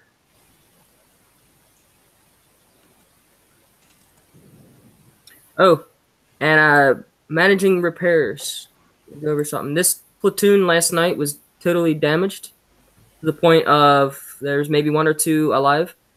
So I chose Sentinels, so this way I could let my Corpus stuff heal. So this way I'd be ready to do Corpus today. So you have to manage your repairs. Managing repairs is something to do. Because I've got, a lot of repairs, but this platoon has been like this since pretty much day 1. And all I gotta do is cancel that caretaker out. And I'll set that one on repair. And I got 8 more here. and then set them up in different squads. And of course, I'm gonna have to tech these, but like while you have one caretaker repairing while you're using another one, and then this way, this one will be done by the time I need them. I think they're only like an hour, so pull all the characters out, and then I still got 10 more to use. And that 105 is the only base that I really lose my caretakers. So it's an acceptable trade-off. I'd rather lose 2 or 3 caretakers than take that damage on my jug. It doesn't need to be. You can also hit and end attack. Yeah, that was the strategy that I basically used, was nibble it away. And that's hit it. And as long as you hug, like I said, as long as you're hugging your units to the walls, they're not going to, if you use retreat, they're not going to run across into fire for the most part. And if you're ending attack, then you're already close to a wall, so you're out of harm's way. You're away from the center of the base, where most of the attrition is. I seen someone doing, I think it was the 105 or the 100, and they just kept, every time they would land a shot or something with the jug, they go back, free heal it, and then go back again. And I'm like, on a base that's real close. Tedious for me. Well, yeah. A base that's close, like this 115. When I hit this 115, if it was more than one hit base, then I would, but this would be the last faction wave. There's too much trouble, man. Yeah. I mean, like this 80. This 80, I could hit a little bit and then send it back, and then hit a little more and send it back. But I remember about 2 years ago, I want to say, we had this great idea to use Sarkis as like a suicide bomber because he was stealth. And you just walk him in and blow up something, micro heal him, bring him in and blow up something. And I sat there and did a whole cave base like that because there was I think it was like a 100 base that it was just, there's just no way you were going to do it without a lot of repair. And I just sat there with Sarkis because the base was really, really close to me. And so I was like, well, why not? I see this base, I should be able to just phalanx it because I don't see any heavy ground. Except for the bombs.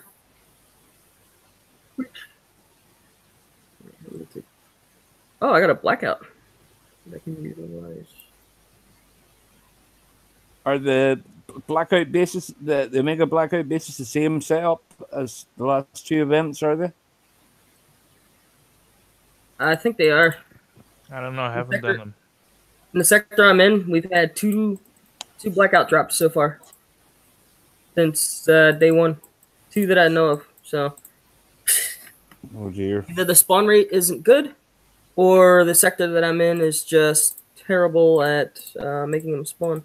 I think it's the sector. And remember, you didn't get to jump to the one you actually wanted to be in at the time, right? I would have to agree with that with the sector. Yeah, because well, they promised me that they were good when I initially came here, and then promises. Yep.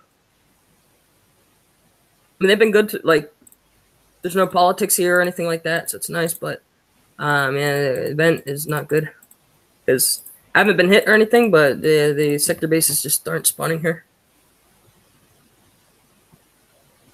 I've noticed the bases spawn about 2 minutes outside of my base, so I have to travel like halfway across the map. Are you on the corner? I guess so. So, That's well, right. close to it. Like, Close. where's my base cords? See, like, I'm at 160 to 20, so I like to be somewhere towards near the middle of the map because for the event, because then I very rarely have to go a distance. This 115, I killed it, and it spawned right next to me again. All these bases, I've killed them, and they just spawn right next to me again. There's a 10 that's supposed to spawn here. It should be spawning maybe in a few hours, but it's either here or here, the level 10 base, like that one. Oh no, wait. That's another tip for the events here is try and get a center of the map position there. It saves so much time and travel time. A unit dies and you have to send it back to micro heater, rather than 20 minutes there getting your order across the map. It's only 2 or 3 minutes. In the past year and a half, I've never went more than 30 seconds to get to an event base. And then when the event's over, I just jump back to the corner and set it back up for PvP. But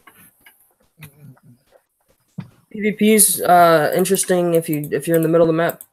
Oh, there's because then people hit you in their air. You don't know where their air is coming from. So, yeah. Because then it's more of a surprise, and it's not like, all right, well, I know their air is always going to come down in this way. All right, let me do this the smart way and send one phalanx at the bomb. So, being a catch-up event there, what are you concentrating on upgrading that you wouldn't have got a chance to? Legendary stuff. Legendary for you there? Anybody else upgrading anything that you wouldn't normally get a chance to? Well, I'm currently upgrading thorium, vaults to hold more thorium. Yeah, that's normally I wouldn't waste my time on buildings. Thorium and units. I'm upgrading the airfield. That's a good one, yeah. It's so much faster grinding res when you got like a high level res and storage. If you don't grind res like at crazy amounts, then it's upgrading my yellow jackets of all things. See, that's actually a good thing to do because I never get a chance to because of the blackout and the hell before that. Mm-hmm.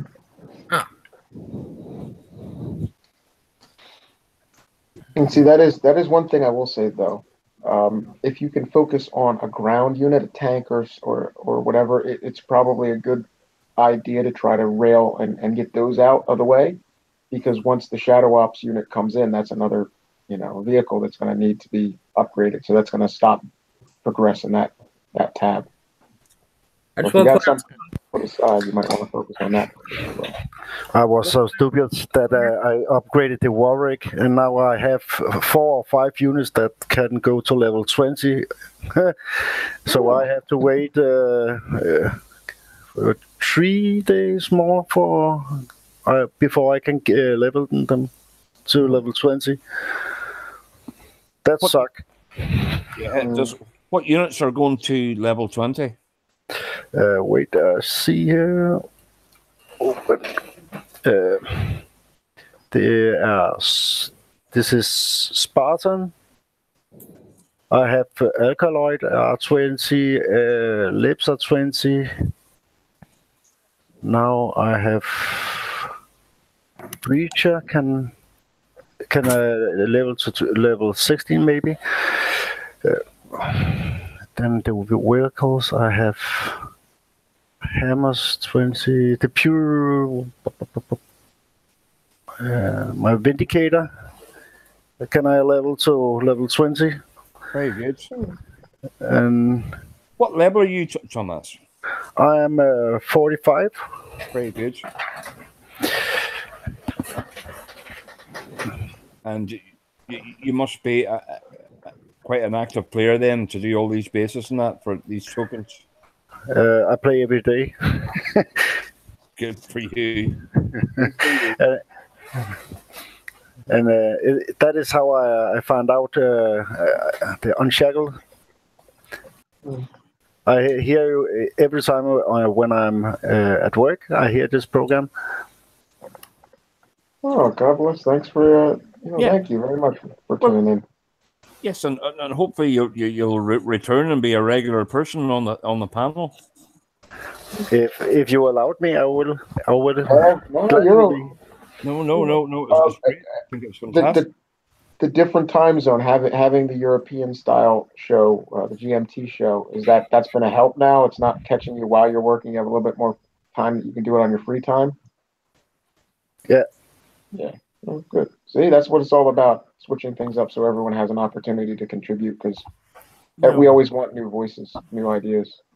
Yes, and that's the important thing is new voices are great, but new ideas are even better.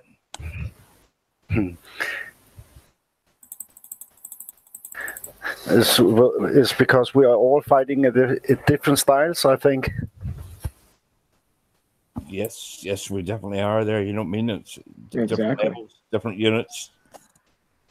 Different levels, different units, different tactics, different skill sets, and sometimes it takes that monster player that can go in with mass units and do anything he wants.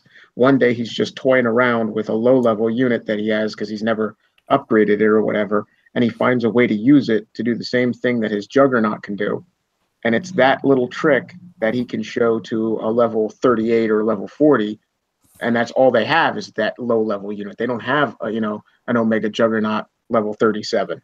So Now, there's a point that I would like to make based on what you just said. A lot of things that City does on his channel, as long as you have units that can basically do the same thing, you can use it for a lot of what he does. exactly. City always shows a skill and a tactic and a style of attack, what to target, that allows a player. He's one of the few players still in the game today that go through that. So we used to have a lot of players in the past. They would go with Jericho, and maybe you didn't have Jericho, but you had something else that gave you the same basic damage output, or Hellhounds or Hellhounds. Yep. So it was always nice to have that ability. No, I don't have this Jericho level, but I do have a higher level Hellhound, and I can do the same thing. It might take me a little longer. I have to be extra careful because instead of being able to take a shot, I can't afford to take a shot. But at least I can get the job done. And the end outcome is all we want. We want the players to get their base, get their reward, get their thorium, their metal resource, their tech, whatever it is that is the goal for that base. When I see videos, I see what moves first in the base and what would come for you. Because many times you see a player with a high-level unit. You actually can't do it if you don't have the same tech or level on that unit. So I always look on what comes to you first. Mm-hmm. See, that's good, yeah. In the 70 base, if I had any elite Hellfires with cryo missiles, I would use those. Okay. You can use the cryotech or ops. You can. I use Adria, Jackal, and the rest are Parallax. Yeah, you can do. I just have one tune that I use the whole event for that there, and that's 1 Purifier and 5 Vindicators and Cinder. That's it doesn't get any. I haven't repaired it at all the event, and I use that while something else is repairing. I just have a base, and the Parallax. The Parallax will not get even a scratch if you use Adria in the back. Yeah. Oh yes. That's correct there, yeah. And for the Corpus, first Corpus 25, I use 7 ZX Spartans. So I just use that. It takes the whole base out as well. So they're my 2 units that I use all the time for the first 2 factions in Corpus. I just find a way then. I suppose it's Jugarder mainly for the main and that. Yeah. So, anything else, sir, ladies and gentlemen? Is there anything else that you would wish to discuss, or are we good to go? If any of you have a really delicious recipe for beef Wellington, I'd be interested to hear. But other than that, no, I have 5 Seekers, and they're level 2. One higher than yours. On this base. Mine are level 2, and I have 0.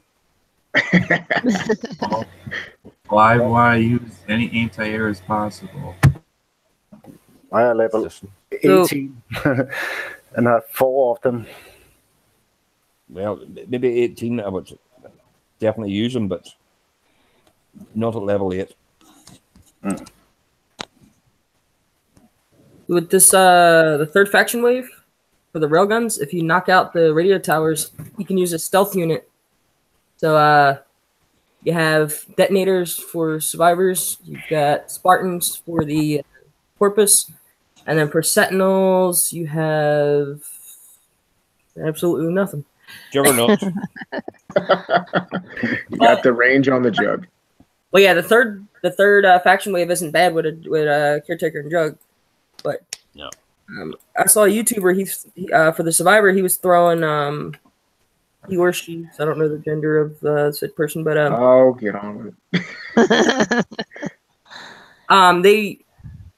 This person, they were throwing detonators at the bombs on the base that I was just doing, and it was actually impressive. It's something that I wouldn't have thought to do because I was like, how am I going to get these railguns?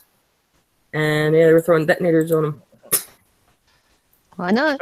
So the 115, that's the only base that is for all is shared in all the factions.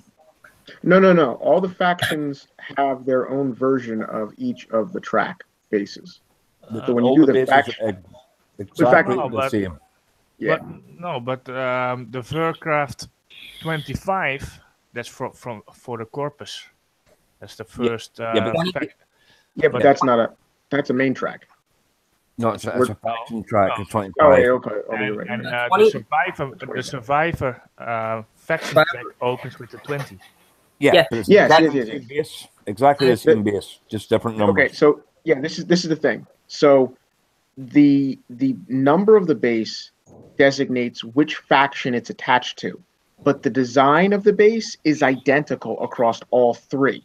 So the 2025 is the same design, but one is for the Corpus and one is for the other faction. And that's the same thing with the 115 and the 120. It's the identical design. It's the only difference is it's what allows Kixeye to prevent other units from being deployed. So you can only deploy units of your faction that you choose. So that's how they locked it out. If they had just had different design, we had actually talked about this. It would have been nicer if they had had a little bit of a design tweak for each base based on the faction units that you'd be taking in. So a faction that's heavy tank strong and troop weak should have had a base that was designed to kill heavy tanks. But if you had slick capabilities of bringing in the ground unit troops, maybe you'd sneak around and, in mass, take out the things that would kill your tanks, and then you'd be able to bring the heavy tanks in, being able to play with that dichotomy. But they didn't do that. They just designed all the bases, three of them of a kind, all identical, but then number them differently, and the number that you use delineates what faction unit you're connected to and what faction units you're allowed to deploy.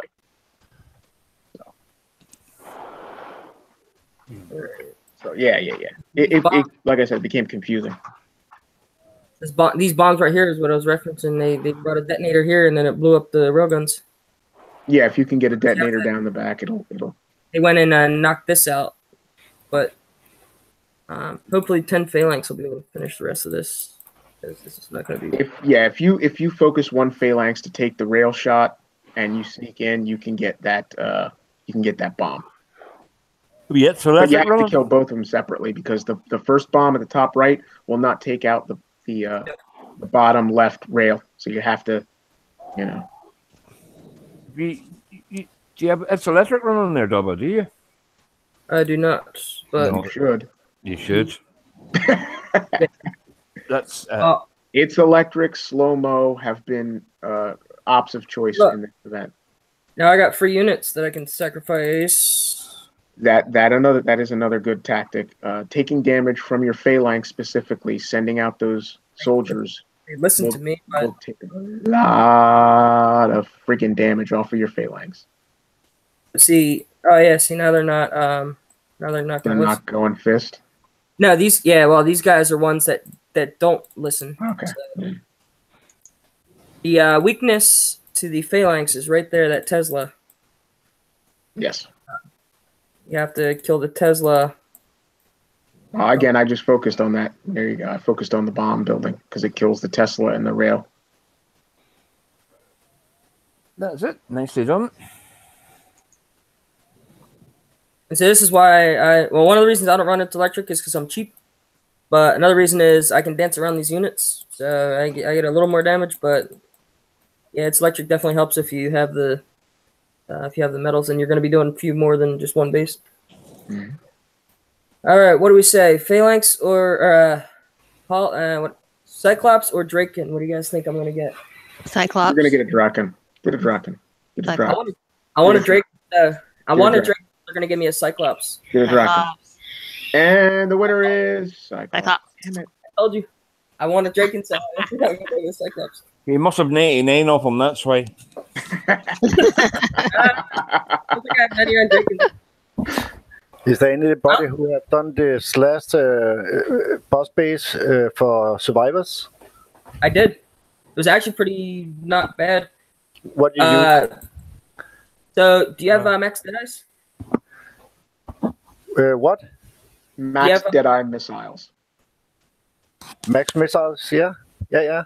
So, I'm going to show you on this 115, but your number may be different, but it's the same exact base. Once my base decides it wants to load out to the map. I use technicals.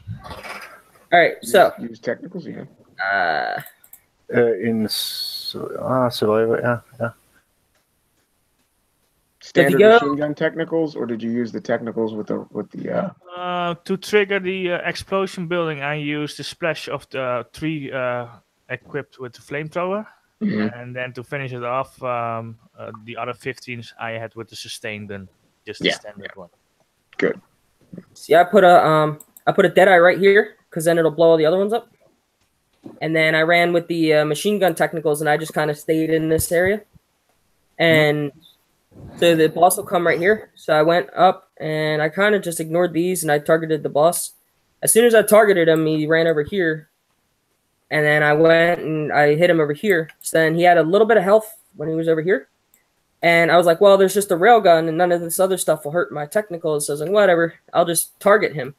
Well, for some reason, when he was over here, my technicals just weren't shooting. So it was, I guess it might have been lag, or they were shooting the walls or something. But I physically targeted him, and they weren't dropping his health. And it took like 30 seconds for his health to drop. I got maybe 3 hours of damage on it, though, with my technicals. So What did you use as cover for the drones that spawned from him? The technicals with the sustain, yeah, it was, and you gotta keep them moving. Keep them moving, man. This way, if they're moving, they get a lot less damage from the drones, if any. Yeah, Like and when you're running 15 of them, there's enough mass of them that they kind of keep them at bay. You know. And back when people were exploiting the blackout glitch, that's how I used to keep those drones at bay. I would take my technicals and drive them to the opposite end of my base, and people would just leave the blackout drones in there, and I would just keep running my technicals around, and this way they couldn't bubble me. Not with just the blackout glitch. They would actually have to use other units, and so it's the same. Like I would just keep the technicals busy, and I really, I had all my technicals, and so I didn't really worry about this stuff because the PK won't.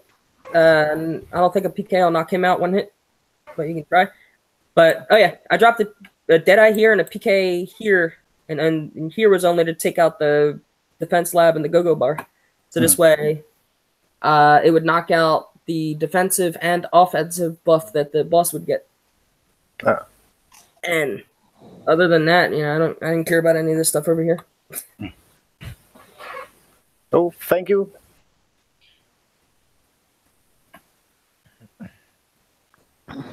But look, like I was saying earlier in the show, we're digging and digging and digging and digging, and all of a sudden we just find like this area, and now we can use air in this like crater. This crater that's got the top explosion. But you wish. Why did we go digging if we could have just found this crater with the like the Grand Canyon type crater just sitting in the middle of nowhere? We got to dig to it. That's actually more. It's more like you're on the cliff face of a mountain inside of a. Because that looks all okay. To be honest, it's volcanic rock. Oh, there we go. As the magma melts, it forms those sheets of the rippling, like stacked coins in geology. That's similar to the effect that you would see where the river of molten rock solidifies and makes those kind of. It looks like a volcano. Yeah, if you went underwater and looked at what the water currents do to the sand on the bottom of the seafloor, you get that same effect. As the water rushes and deposits sediment, you'll get those waves. I'm going to get out of this science stuff. I'm going to go make dinner. God bless you. You're doing a great job. You did an awesome show. I stayed a lot longer than I wanted to. I'm gonna have to go too. Thank y'all. See y'all later. Get on there, brother. Thank you very much. Yeah, I'll catch the tail end of this when I'm done dinner. So God bless all those. Everybody. No, anytime. Thanks everybody for tuning in. Kick ass guys. And thanks for joining us, Dutch and she left already. And Brandy and Roy Boy. All right. Take care, guys. Take care. And to answer a comment on YouTube, no, I do not have any Omega Blackout parts because I grinded the last event and the event before for XP, and I needed a lot of XP, so I kind of let the Blackout part slide. And any more text for Phoenix? Just going back through YouTube now.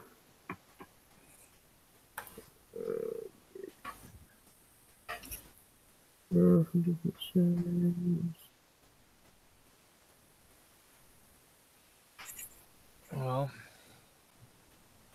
we'll see there. I think we've covered everything there, so we have. Yeah. If there's anything that anybody wants to add there, Dub, unless you're going to do any more bases or anything like that. I haven't seen any bases on YouTube, so. I think we're. Poet. I think we're good to go for a shout outs if that's okay, everybody there. Mm-hmm. Yes. So start left hand side there. It's Jabba there. And the shout outs there.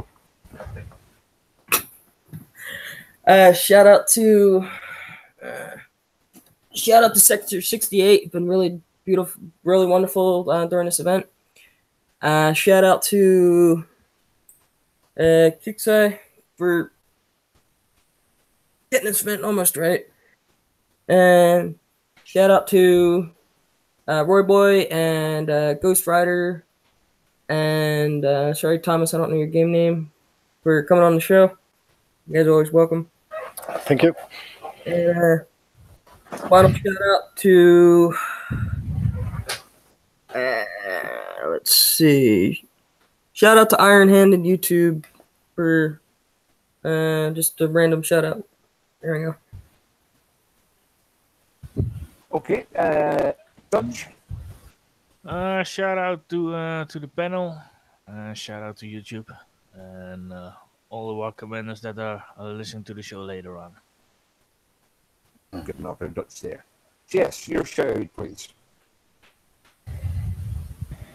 Shout outs to Shadow Killer, Skipjack, YouTube, here, now, and later on, and the rest of the community.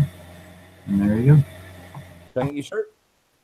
And Thomas, there, your first shout out there, and hopefully the first of many. I will say shout out to the panel and to YouTube for having me in a great show, and shout out to these poor bastards that are in the sectors that are stuck on the first wave. I hope Kixeye will fix this for them.